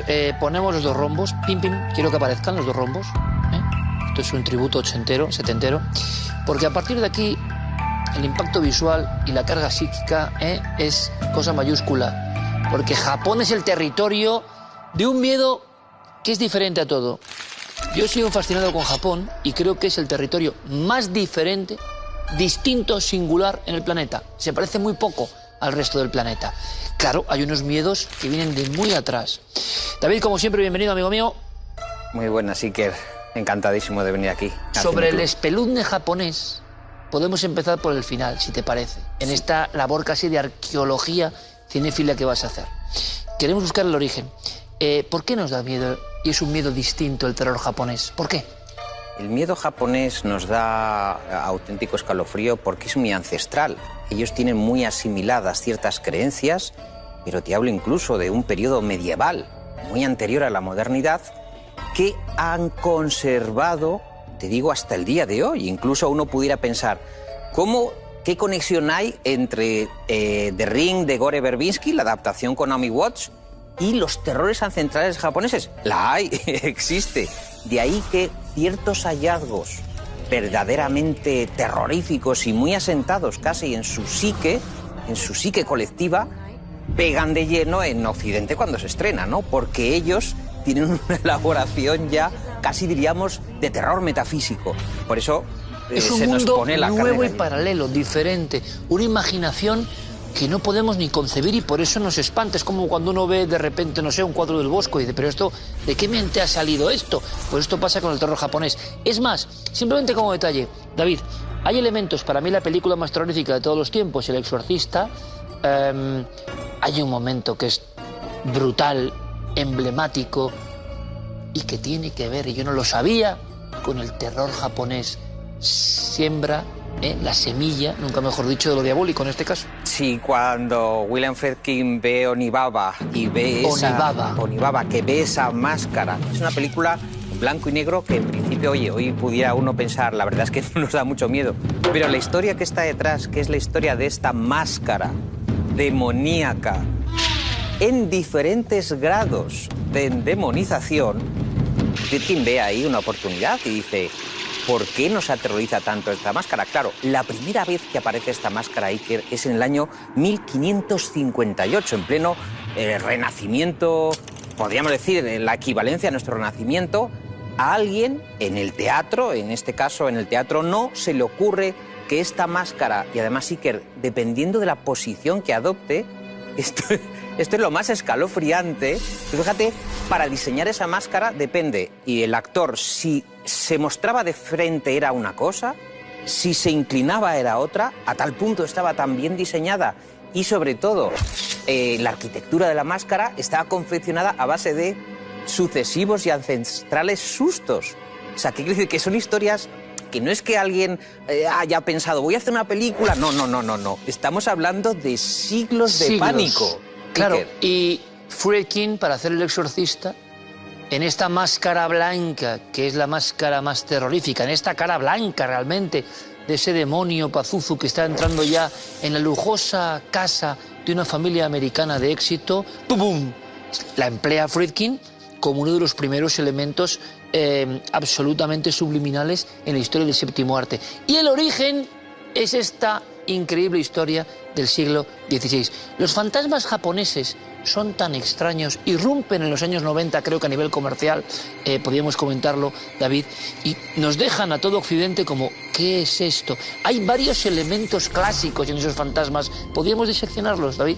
Desde luego que sí. Además, Iker, hay una cosa que tenemos que aprender del mundo japonés y del terror japonés, y es que el miedo forma parte del escenario cotidiano de las gentes. Es decir, en los estudios que aparecen sobre el terror japonés, las historias de terror, nos encontramos con que un ciudadano japonés no cree que va al cine a ver una película de terror, sino que va a ver una escena cotidiana. Ojo, es decir, que incluso, y lo vamos a ver ahora en esta charla, ciertos elementos y monumentos visitables forman parte de esas leyendas que, ojo, en algún caso fueron hechos reales. Es decir, El japonés integra el terror como parte de su realidad. No es que diga, bueno... No es ciencia ficción. No es ciencia ficción. No es una invención. No es algo fantástico. Hay quien dice, David, que esto viene incluso de raíces sintoístas de todo está un poco vivo y da mucho miedo las casas del terror japonés. ¿Te acuerdas de Dark Water? Hombre, claro. Ese agua negra que va apoderándose de un apartamento cualquiera, como los que visité yo en Japón, en Takashimadeira Danchi, el mayor número de suicidios de toda la historia. Y no te extraña que esos edificios sean protagonistas de una historia del edificio que enloquece. El concepto Casa Encantada. Pero el fantasma, ese fantasma de pelo largo, blanquecino, el yurei, el... Es que esto es estremecedor, esto es rompedor absolutamente. Y por eso, en el mundo del videoclub de los 90, esto entró como un tsunami. Claro, lo cierto es que muchos pueden pensar, ¿qué pasa con el cine de terror japonés? Básicamente, que como ha conectado con el gusto de esa apetencia colectiva y de ese sentimiento colectivo, el cine japonés es de remakes y autorremakes. Es decir, el éxito está en la repetición exitosa de un mismo tema, las variaciones de un mismo tema. La gente va al teatro kabuki y al cine no a ver una obra enteramente distinta a todas las demás, sino que quiere confirmar y ver y sentir historias que vienen de la Edad Media, que han visto en el teatro kabuki. Donde el aparecido es fundamental. Donde el aparecido es fundamental, pero hasta el punto de que, os digo, ¿os imagináis en España ver durante 10 horas un drama, porque son dramas, ojo, y lo vamos a ver en el teatro y en el cine japonés, un drama de muerte, terror y fantasmas, y que durante 10 horas... 10 horas. Sin levantarte, es que es muy fuerte. No, el japonés lo hace. Sí, sí. El japonés lo hace. Lo hace, y al formar parte de su vida todo este mundo, la comunión con los ancestros, ojo, budismo, tú lo has apuntado muy bien, sintoísmo, son las dos religiones. Del budismo toman el hecho de que todos estamos predestinados a algo. Es decir, que hagas lo que hagas, al final te va a tocar lo que te ha tocado. El karma te determina.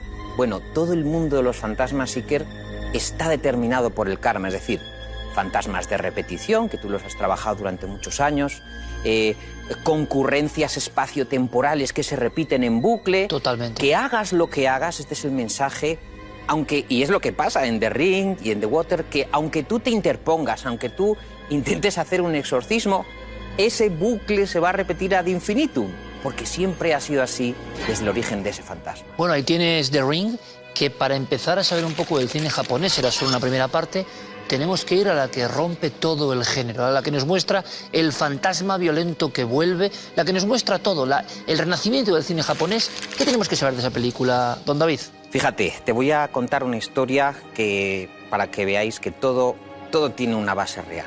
Hay una historia terrorífica, una historia de crimen, que es el origen de The Ring y el origen de todas estas mujeres fantasmagóricas que se arrastran retando por el suelo, sin uñas, con el pelo tapándoles el rostro. Esto ocurrió, yo os lo voy a contar y te voy a dar hasta la fecha. El 22 de febrero de 1636, un samurái mata a su concubina. Estos son hechos. El tema está en que depende de las versiones, van variando en torno a, por ejemplo, un asistente o un criado que ayuda a que la concubina de alguna forma recupere una sensatez hasta que la mata, pero lo cierto es que este samurái, que es el que va a penar a manos de la parecida, y ahora viene hechos, digo, recogidos históricamente por Namboku Tsuruya en 1825. Recogen los hechos transcurridos 2 siglos antes. Clava en una puerta de madera a esta mujer y clava en otra puerta de madera al criado ayudante. ¿Y sabes lo que pasa? Que el crimen siempre paga y que si tú arrojas una puerta de madera que flota, al final emergen esos cuerpos. Esto lo recoge la tradición japonesa, lo incorpora Iker al teatro. El cine ve una beta inconmensurable y se encuentra efectivamente con que esa mujer vuelve de la muerte para atormentar a su asesino.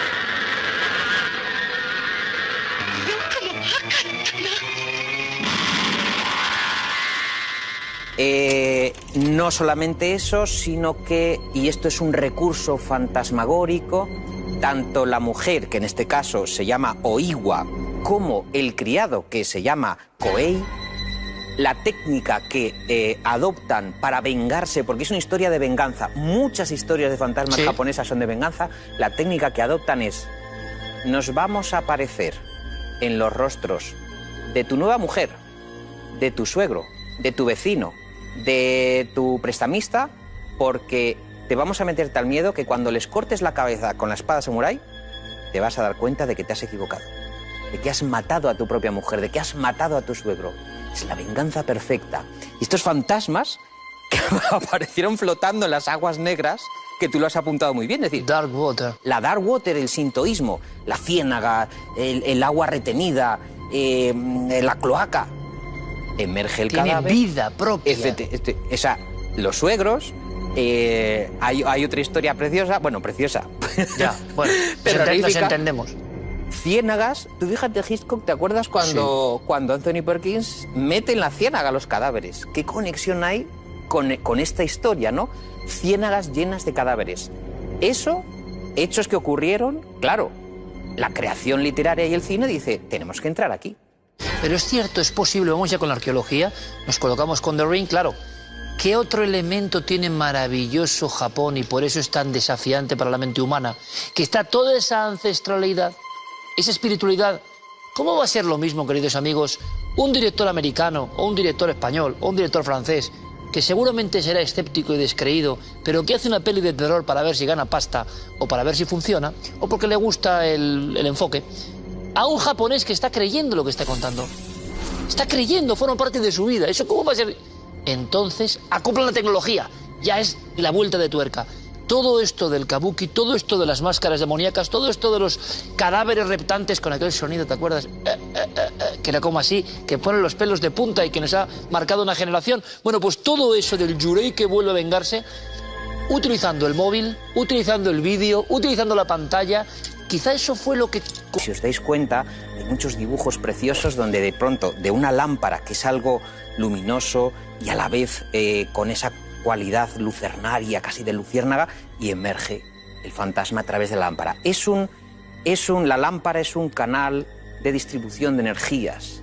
Y entonces, fíjate, Aquete es una también a Poltergeist, ¿no? Es decir, la pantalla es el espejo a través del cual... La membrana a través del cual los fantasmas del otro mundo entran al mundo de los vivos. Es decir, efectivamente no se estaba inventando nada, lo está adaptando, ya sea el móvil, tú lo has apuntado muy bien, ya sea la pantalla... Llamada perdida. O las llamadas perdidas. Y esto lo hace muy bien. Pero mira, David, hay una cosa que yo no conocía y que aprendo gracias a ti, y el espectador también, es lo importante, y es que esta la aprensión dentro de la realidad, en cierto momento en Japón, de los que hacen películas de terror que de alguna forma rinden culto a ciertas tumbas y muertos para que les protejan porque había muchas desgracias en las películas de terror. Sí, señor. Esto es increíble. Yo cuando lo descubrí, resulta que para hacer cualquier película protagonizada por alguna mujer asesinada, cuyo espíritu, cómo no, ellos van a pensar, es que nos está viendo, bueno, pues hay, antes de hacer cualquier producción, se pide permiso, en este caso a Oiwa, que está la tumba en un templo de Yotsuya, en Tokio, y se le pide permiso e incluso perdón por reavivar esa historia, Iker. Y eso me parece muy respetuoso y muy de la cultura nipona. Ya iremos viendo que incluso la parte del pozo también existe. Ese pozo del que sale esa mujer reptando existe y se le va también allí a pedir perdón y a rendir culto. O sea, quiero decir que, por ejemplo... ¿Tú sabes que yo he estado en esa tumba? El pozo del castillo de Ginesi. O sea, no es la del pozo, sino la tumba de Oiwa, o una tumba que se venera con el samurái que le corta la cabeza, con tal. Y recuerdo que grabando con un compañero que sabía perfectamente japonés, bueno, se nos borraron las imágenes, es cierto, pensamos que era... No sé, algo ocurrió con el sol, las imágenes fue un desastre y estaba en un sitio curiosamente plácido, ordenado y aséptico, la tumba o de Oiwa o de una mujer que podía ser paralela, que un samurái la había decapitado y que contaban que se aparecía. Y por lo menos en Tokio la consideraban como la fantasma de este tipo absolutamente peculiar. Impresionante. Es curioso porque esa realidad material que inspira estas películas, en el caso, por ejemplo, del Anillo, de The Ring, el pozo de Okiku se conserva en el castillo de Himeji y es la torre Bizenmaru. Y ahí está vallada ese pozo del que se cree que sale cada noche el fantasma de esta muchacha que fue asesinada a golpes por su amo y señor por haber roto, y esto es lo más impresionante que es, por haber roto un plato de la época Edo, un plato de porcelana que se le cae de las manos a la criada, la mata a golpes, y hay otras versiones donde ella motu propio, se tira al pozo. Desde entonces se la va escuchando, cómo sale, cómo llora, cómo empieza a romper platos hasta llegar a cierto número de platos y vuelve a desaparecer.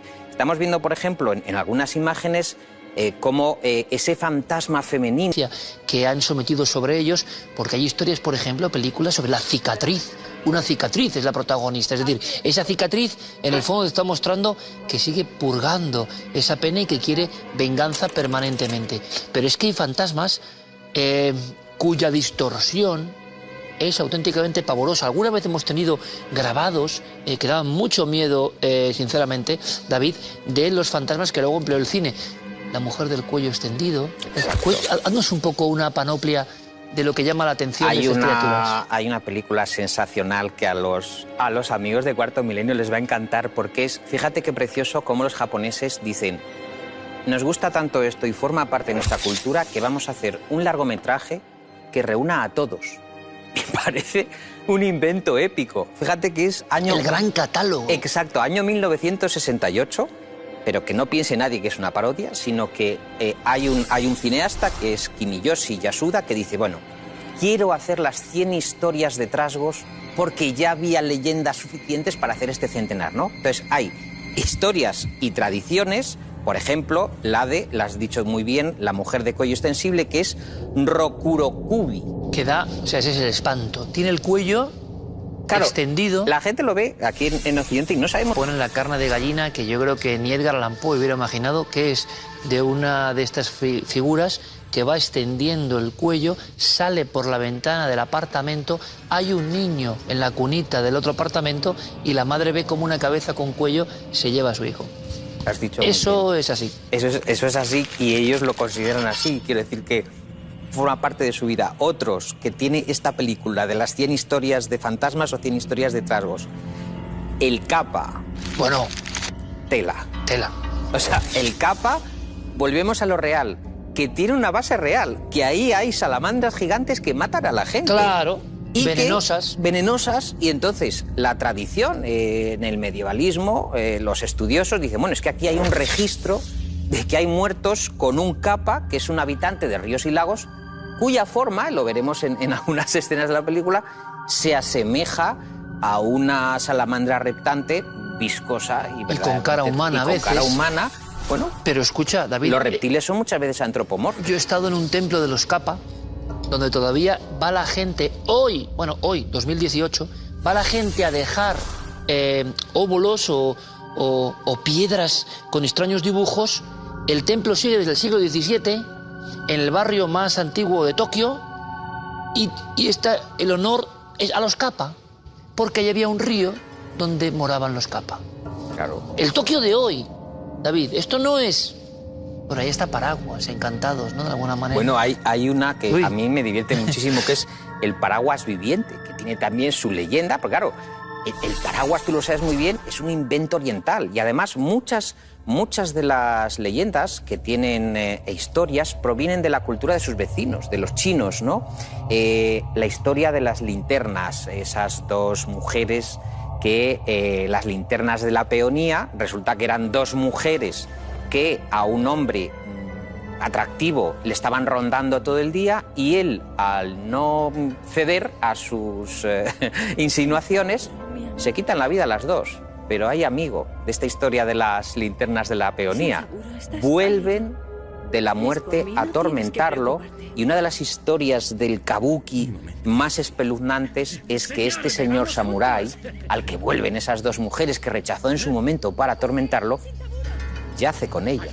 Y el tema está, el momento más espeluznante, que es cuando descubre, y eso entronca mucho con Edgar Allan Poe, que la muchacha bellísima que tiene entre sus brazos es un cadáver, es un esqueleto. Fíjate eso puesto en escena al teatro kabuki. Claro, el cine que lo vio dijo, hay un filón impresionante, ¿no? Tiene una base real, es decir, son hechos documentados, suicidios, asesinatos y crímenes, como el de la Ciénaga, donde el hado, ese destino fatal, hace que dos jóvenes se enamoren, esas historias de la Ciénaga viscosa, pero el samurái ha matado anteriormente, casi parece la venganza de los griegos, parece un Edipo, ¿no? Ha matado al padre de la novia. Y el padre de la novia vuelve de la Ciénaga para atormentarlo, ¿no? Hay mucha venganza, hay mucho dolor, porque si te das cuenta siempre en los fantasmas japoneses hay un trasfondo de tristeza, de sacrificio, incluso a veces, Iker, no sé si te has fijado en estas historias de cine fantástico japonés, incluso de sadomasoquismo, cosa como una cierta recreación por parte del varón en el dolor proveniente de un cambio de roles. Y esto es, te quiero leer una frase de Akihiro Kitajima en Horror Movie Sai que dice: la mujer en el cine de terror japonés y en la tradición, débil cuando está viva, cuando está sometida, pero fuerte cuando está muerta. Es un cine feminista, es decir, el regreso de la mujer para ajustar cuentas con un marido que la ha machacado, que en el peor de los casos la ha asesinado. O sea, que hay una suerte de justicia poética o cinematográfica que nos ayuda a entender mejor estas películas. Muchas veces salimos de una película japonesa sin entender nada porque decimos... Pero impactados. Impactados, pero porque se nos escapan todas estas referencias que son ancestralísimas y que son, Iker, de extrema violencia, de sangre y de muerte. Bueno, David, vamos a dejarlo aquí. Yo haría diferentes capítulos, lógicamente, del mundo. No hemos hablado de los niños fantasmas japoneses, que es otro de los absolutamente emblemáticos seres que pululan y en el inconsciente colectivo humano. La gran pregunta es, ¿por qué cuando Hollywood dice, hey, aquí hay filón, y hace sus remakes, tú dices, se ha perdido algo que es la magia del auténtico? Y en esta sección, si queremos recuperar algo, es lo que hay de auténtico en el maravilloso y genuino cine de terror de todas las culturas y todas las épocas. Nos queda mucho por hablar del cine japonés. Estoy seguro que echáis de menos a muchos personajes, pero vamos a dejarlo en este momento, sobrecogidos con los personajes que hemos contado, y en la próxima más, todavía. Muy bien, Iker. Sacaré el ticket con letras japonesas. ¿Maravilloso o no? Para mí es maravilloso y además me sobrecoge especialmente, o sea, todo. Yo recuerdo, querido David, yo tenía 5 años en el 78, cuando se emite la gran serie que marca la vida de tantos niños que ahora van a dar un respingo, Mazinger Z, y cuando los brutos que aparecían, los brutos mecánicos, que todo el mundo lo veíamos para ver los brutos mecánicos, cuando salían los brutos mecánicos del Doctor Infierno, era una mezcla entre mitos griegos y mitos japoneses. Y por eso yo creo que a los niños de 5 años nos dejaban fascinados. ¿Cómo se imaginaban esas criaturas, tentáculos, ojos, cuellos? Era la misma historia. Esqueletos, Iker. Exacto, Garada la misma historia. K9 Garada K7, sí señor, con su cuerno. Es un esqueleto. Bueno, que... ¿Cómo no va a impactar? Los niños, fue un shock tremendo, Mazinger Z. Yo creo que Televisión Española le emitió en aquel momento y nos quedamos teniendo, pero este mundo que se ha abierto, pues eso pasa en el cine, viene de los 60, viene del siglo XVI, y aquí tenemos al Doctor Cine para que nos lo cuente y nos maravillemos. Qué imágenes escalofriantes, es como la esencia de los espíritus y quien cree en ellos de verdad. Los japoneses creen en ellos. Claro, esa es la clave. Esa es la clave. Hacer las cosas creyendo es la clave, ¿o no? Bueno, hasta la próxima, amigo. Hasta la próxima. Que todo el mundo me dice que le encanta esta sección, que lo sepas. Bueno, todo el mundo. Estoy pensando en la careta de los 100 rostros. Bueno, vamos con más imágenes. No son del cine japonés, pero les van a gustar. Ahí van.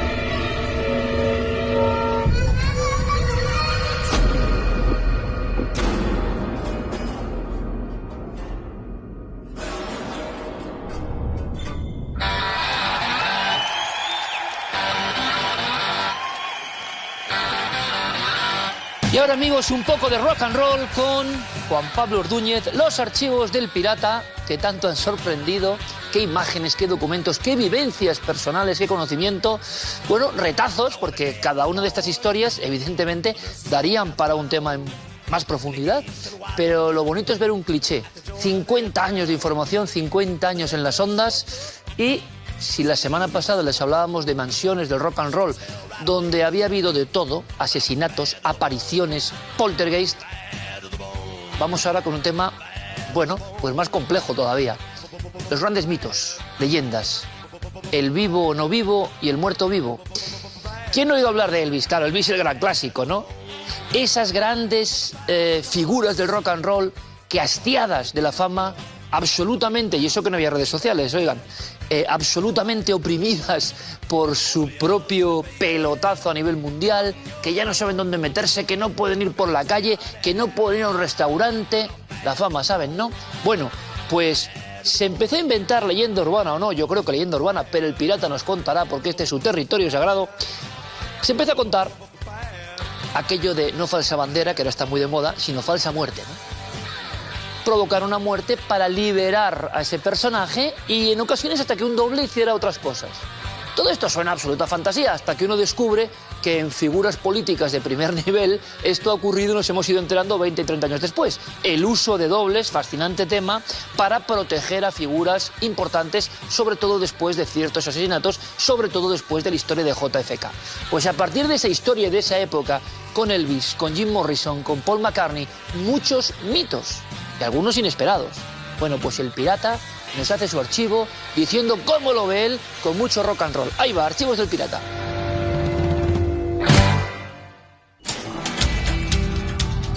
¡Eso!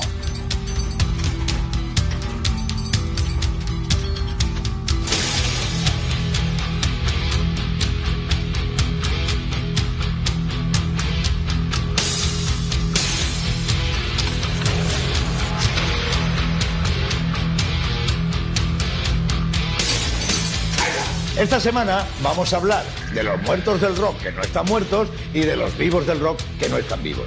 Yo recuerdo cuando el descerebrado de Chapman le descerrajó 4 tiros a John Lennon en la puerta del edificio Dakota de Nueva York. Cuando Lennon moría, a este lado del charco el Mariscal Romero hacía un homenaje de 48 horas, un maratón de radio, a la figura de los Beatles y sobre todo a la figura de Lennon, ¿no? Yo participé en aquel maratón radiofónico inolvidable y recuerdo una llamada que me dejó la sangre helada. Era de una persona de entrada en edad, una persona elegante, una persona culta en su lenguaje, ¿no? Y me decía que estaba disfrutando muchísimo del programa, pero que sobre todo le estaba llamando la atención de lo ingenuos que éramos. Me dijo en una corta conversación que había varias empresas en el mundo dedicadas a organizar tu propia muerte si te lo podías pagar. De muertes organizadas, de vivos en el rock y de muertos en el rock, hablamos ahora.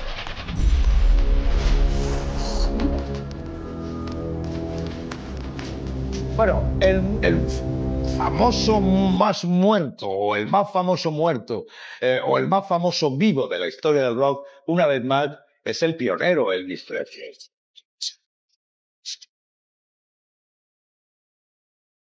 Presley moría un día de verano y a partir de ahí, desde ese mismo momento, empezó a correrse la rumorología de que Elvis Presley estaba...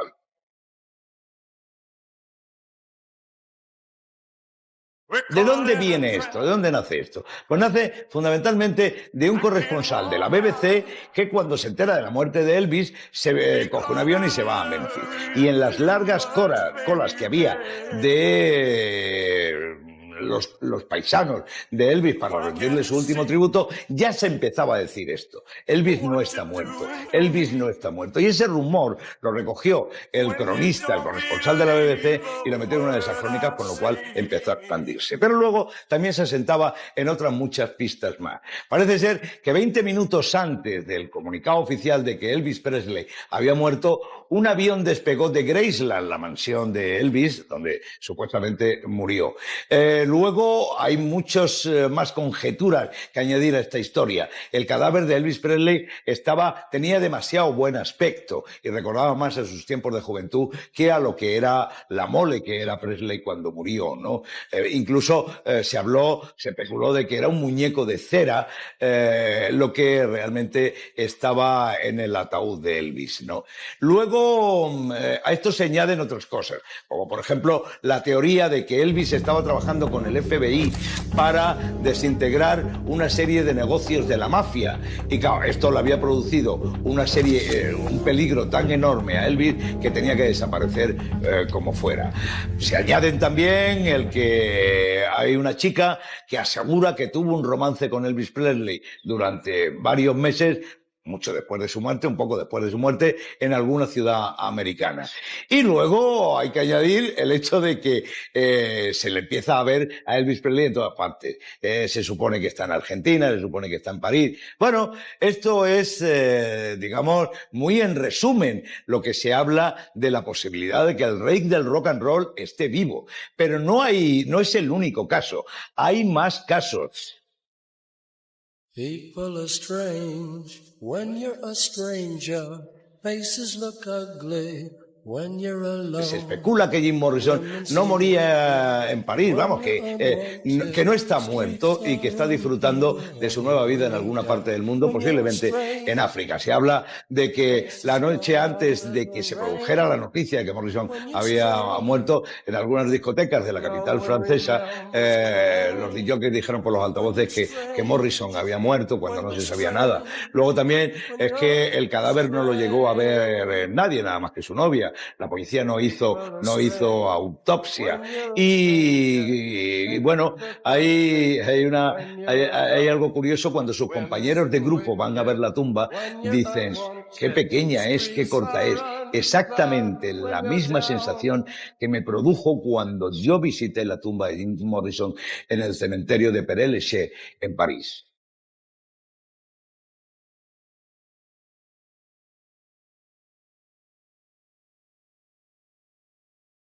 Algunos de los casos de posibles muertos del rock que no están muertos, pero también hay todo lo contrario.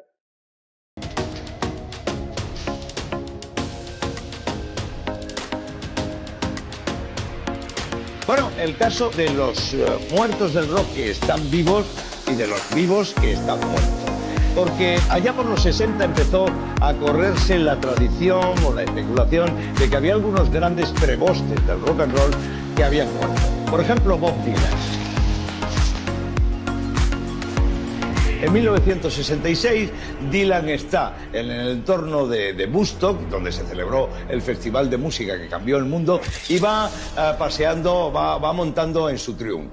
Se mete una galla impresionante, tiene un montón de heridas, se rompe el cuello y ya empieza a especularse de que si Dylan ha muerto. ¿Por qué? Pues porque la mujer no le llevó a un hospital, lo llevó en casa de su manager y tardó como una hora.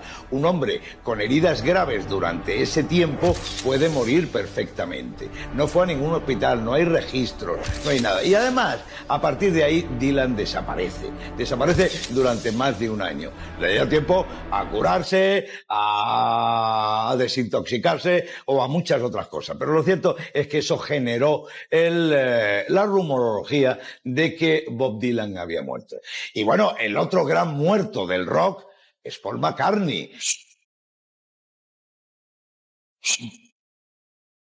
Paul McCartney engendra la leyenda de que no es él, de que está muerto desde hace mucho tiempo. ¿Pero de dónde viene esto? Pues hay varias versiones. Unos dicen que murió en la autopista que conecta Londres con Newcastle. Otros dicen que realmente murió en las cercanías de Abbey Road. Pero en el fondo, ¿dónde muere Paul McCartney? Es lo de menos. Pero ¿cómo se sabe que Paul McCartney muere? Eso sí es lo importante, porque después de su supuesta muerte nos van dejando un caminito, un reguero de miguitas de pan que nos hacen a los mortales descubrir que Paul McCartney está muerto.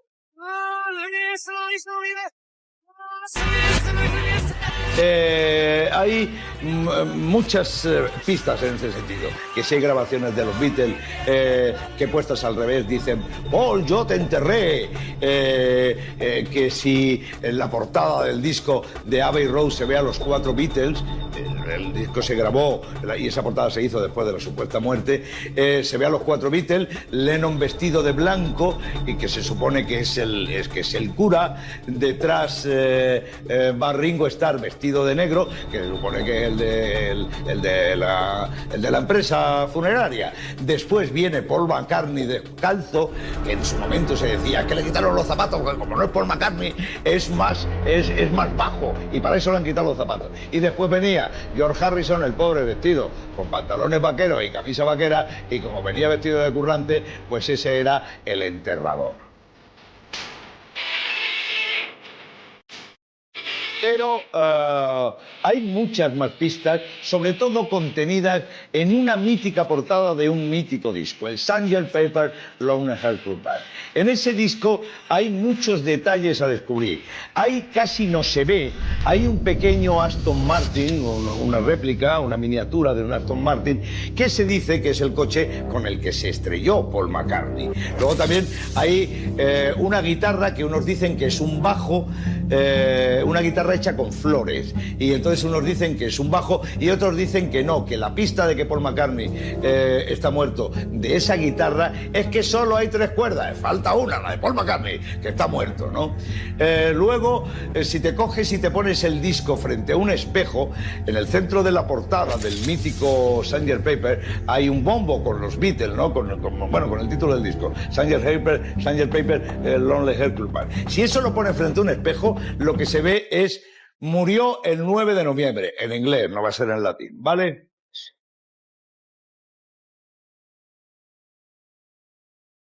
Luego también hay una pista muy grande en la contraportada del disco, y es que se ven a los 4 Beatles, pero Paul McCartney está de espaldas, con lo cual creo que la posibilidad de rumores y especulaciones con todo esto que os acabo de contar están servidas.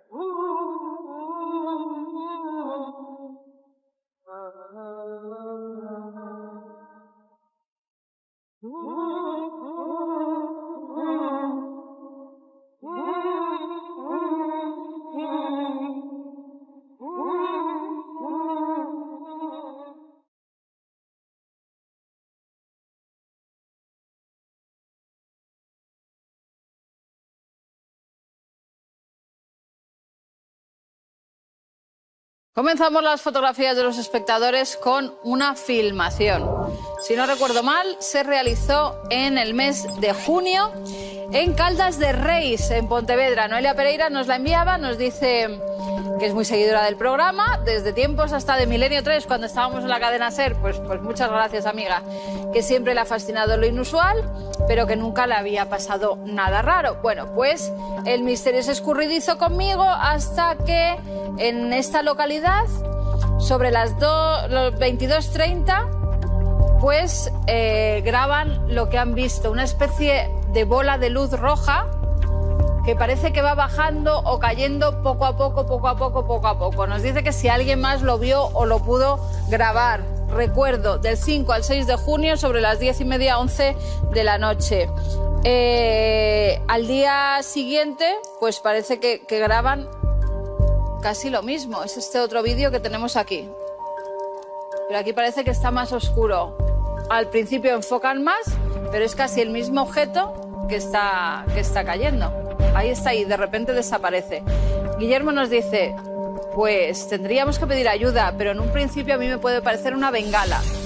Tiene pinta de bengala, eso de que desaparezca, o de meteorito, ¿no? Que va cayendo hasta que de repente se desintegra y ya no ilumina más. Pero es demasiado redondo. Yo creo al principio o es por el enfoque de la cámara. La verdad es que no lo sabemos, pero ahí están las filmaciones. Así que si recuerdan haber grabado algo parecido en esa fecha, les agradeceremos mucho que también nos lo envíen para sacar de dudas a esta amiga sobre qué podía ser eso. Y de otro sitio que también hemos tenido fotos en el programa, Ivonne Ercoreca, el castillo de Butrón en Vizcaya, nos enviaba esta imagen, de nuevo en una ventana. ¿Se acuerdan que en este había una donde parecía que había una mano así saliendo de la ventanilla? Bueno, pues ahora no se sabe si el dueño de la mano o no ha asomado parte de la cabeza. Pero es que se ven los ojos. Yo incluso veo como una especie de corona, como la que llevan los santos por encima o por detrás.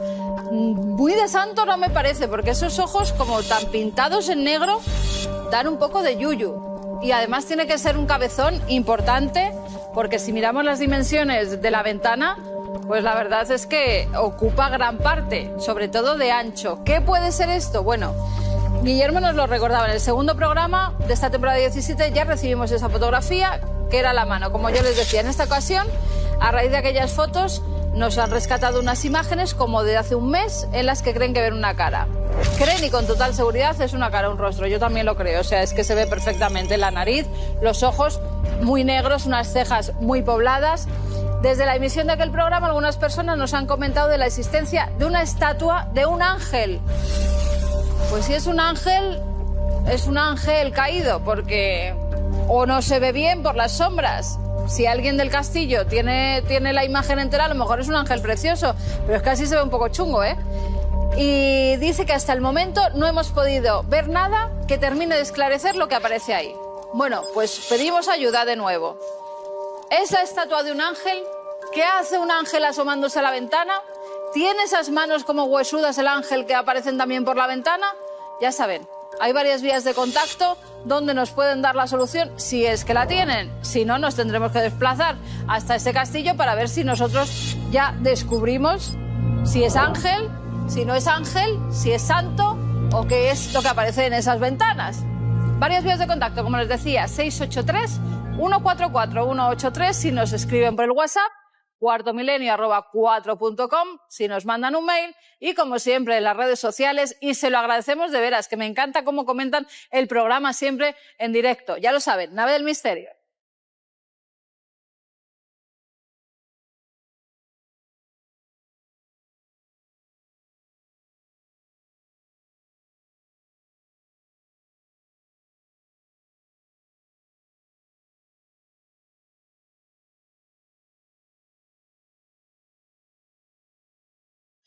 Están en su casa tranquilamente, en su hogar, o sea, en su templo, en el lugar donde están seguros, y de pronto unos ruidos.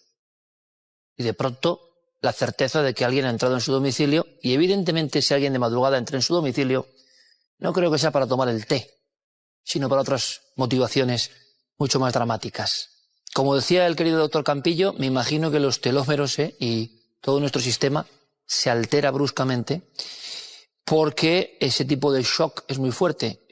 Yo espero que nunca lo vivan, yo no lo he vivido, pero sé de mucha gente que lo ha vivido. Y entonces ocurre que el desenlace puede ser de cualquier tipo.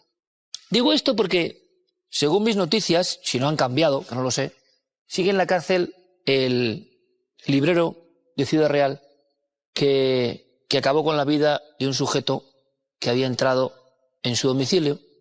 Más aún, que había tomado una sierra mecánica, que había allí una motosierra.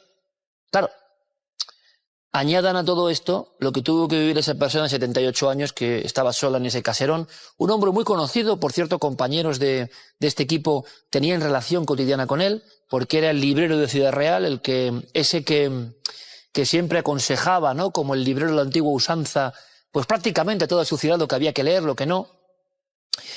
Si no me equivoco, era un hombre significado políticamente del Partido Socialista. Son los datos que yo tengo, ¿eh? Un hombre como integrado, ¿no?, en la ciudad como bastión cultural. Estas librerías que ya empiezan a veces a escasear, y da mucha pena, que representan el sitio donde generaciones diferentes van a comprar el texto escolar, van a comprar la novela del verano y van a comprar lo que quieran, y este librero... Bueno, pues el librero, como si fuera una mala pesadilla de un bestseller de los que él mismo vendía, se encuentra con el amigo, entre comillas, con una motosierra, manejando una motosierra. Entonces, claro, da mucho miedo que haya ruidos en casa de que le van a robar a uno, pero si encima el individuo, el sujeto, está con una motosierra, y ustedes ya saben el final. Bueno, ha habido una gran polémica, lo cierto es que el hombre a la cárcel.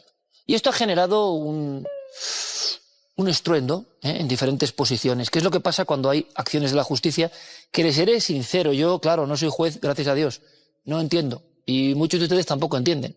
Y por lo que se ve y se comenta, tampoco se entiende. Es como si fueran burbujas, ¿no? Claro, el juez, dirán algunos, tiene que ser una burbuja, o la jueza, en este caso, que voy a contar ahora, y no tiene que verse en ningún momento influenciado por el exterior. Aunque ya me dirán ustedes si es posible que alguien no se vea, digamos, influido por el exterior, hoy en día en esta sociedad, donde todos son impulsos del exterior. Pero a mí me llama mucho la atención todos aquellos que defienden la ley como una cosa inamovible y una cosa justísima y una cosa que hay que seguir, una cosa que no se puede variar y una cosa que a veces es objetivamente contraria a cualquier racionalidad. No, la ley por encima de la racionalidad. Bueno, esto es un debate que yo les extiendo ahí. ¿Ustedes qué opinan? Esto es importante.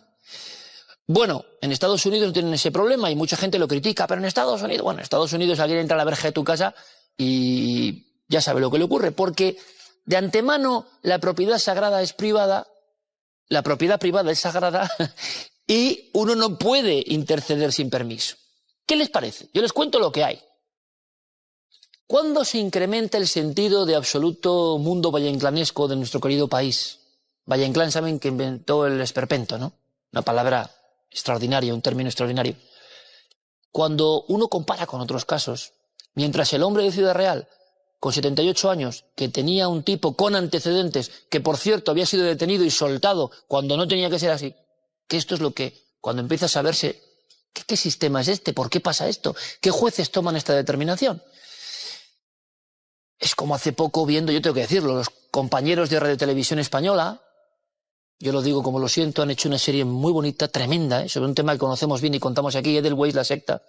Y cuando un hombre como Eddie González Arenas, el líder de esa secta, había abusado de más de un centenar de niños y cumplió 6 años de cárcel. Condenado a 160, cumple 6.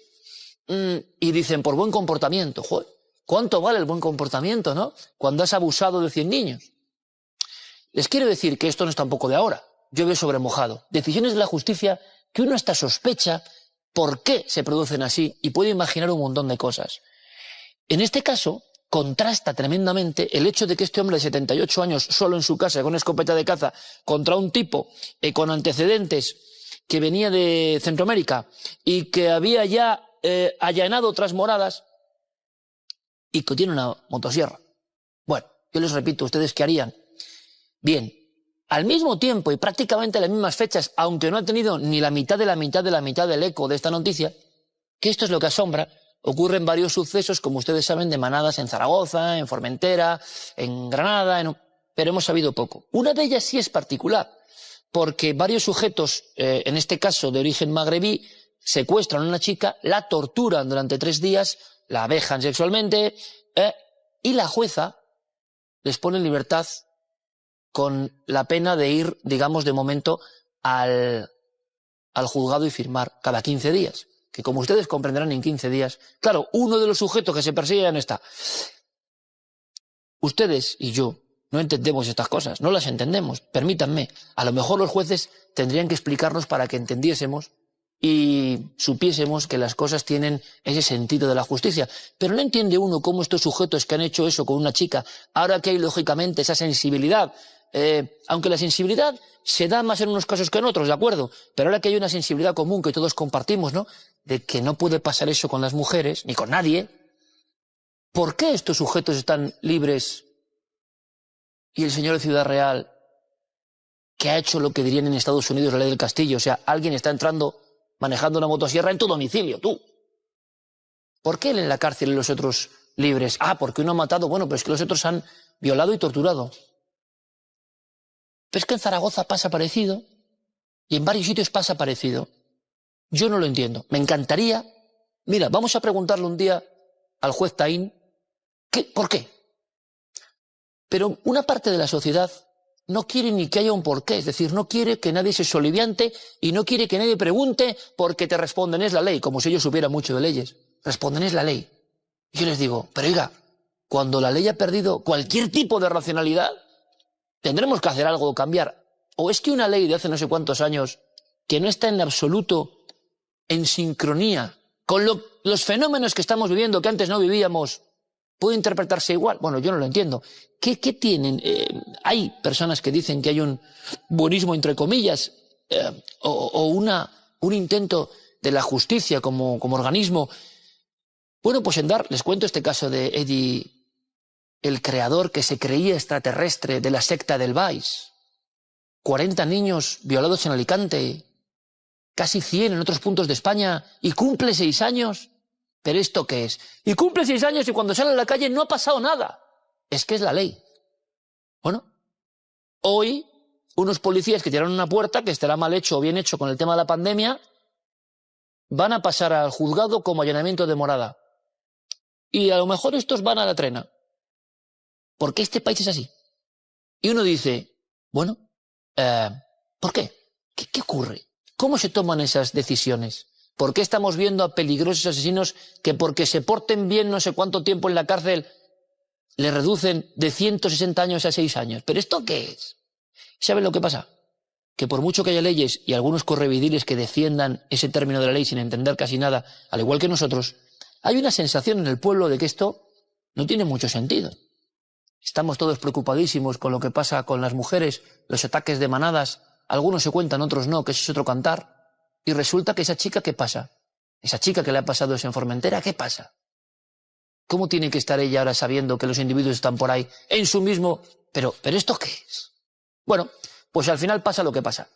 Que una cosa es lo que nos cuentan, una cosa es la ordenanza de lo que nos cuentan, una cosa es la teoría en el papel y otra cosa es la realidad, y que la gente está bastante harta. Bastante harta. ¿Por qué no lo entienden? ¿Ustedes lo entienden? Bueno, pues este es el panorama en nuestro país en este preciso instante. Esto ha pasado siempre, ya les cuento. En los 80 ya pasaba. O sea que no es una cuestión de ahora la cosa, sino que desde siempre la esfera de la justicia a veces toma determinaciones que no entendemos. Yo por lo menos no la entiendo. Y me da una sensación pues de injusticia enorme e incomprensible. ¿Por qué pasa esto? ¿Saben el problema? No es tanto que el juez o la jueza, por sus condicionamientos, por lo que ellos quieran, por un deseo siempre de que el reo se reincorpore a la sociedad, cuando saben perfectamente y científicamente que hay algunos que no se pueden incorporar, nos pasa como en el caso de Noelia Domingo. Bueno, hay que esperar a que vaya al supermercado a matar otra vez. Genial. ¿Quién ha habido en toda esa escalera de decisiones? Pero que se lavan las manos, oiga, y que tan ricamente a dormir sin ningún tipo de... Es esa frialdad de la justicia que yo personalmente no entiendo. Imagino que la justicia tiene que estar acorde con lo que está pasando en este país, que a lo mejor no es lo que pasaba hace 15 años. No lo sé. Yo creo que muchos de ustedes piensan como yo y se indignan, porque al final, protegiendo o dando toda la ventaja del sistema buenista a los que han cometido el mal, a quien se está desprotegiendo es a toda esa gente que eso no han hecho nada mal, que están en su casa, que están en la calle, que son una chica que va por Formentera, y eso sí que no tienen ninguna culpa. Y yo no sé si el sistema está a su altura. Simplemente son preguntas que yo me hago, seguramente, con el enorme desconocimiento e ignorancia que tengo sobre esto. Simplemente veo las noticias y de verdad que no creo. ¿Saben lo que les...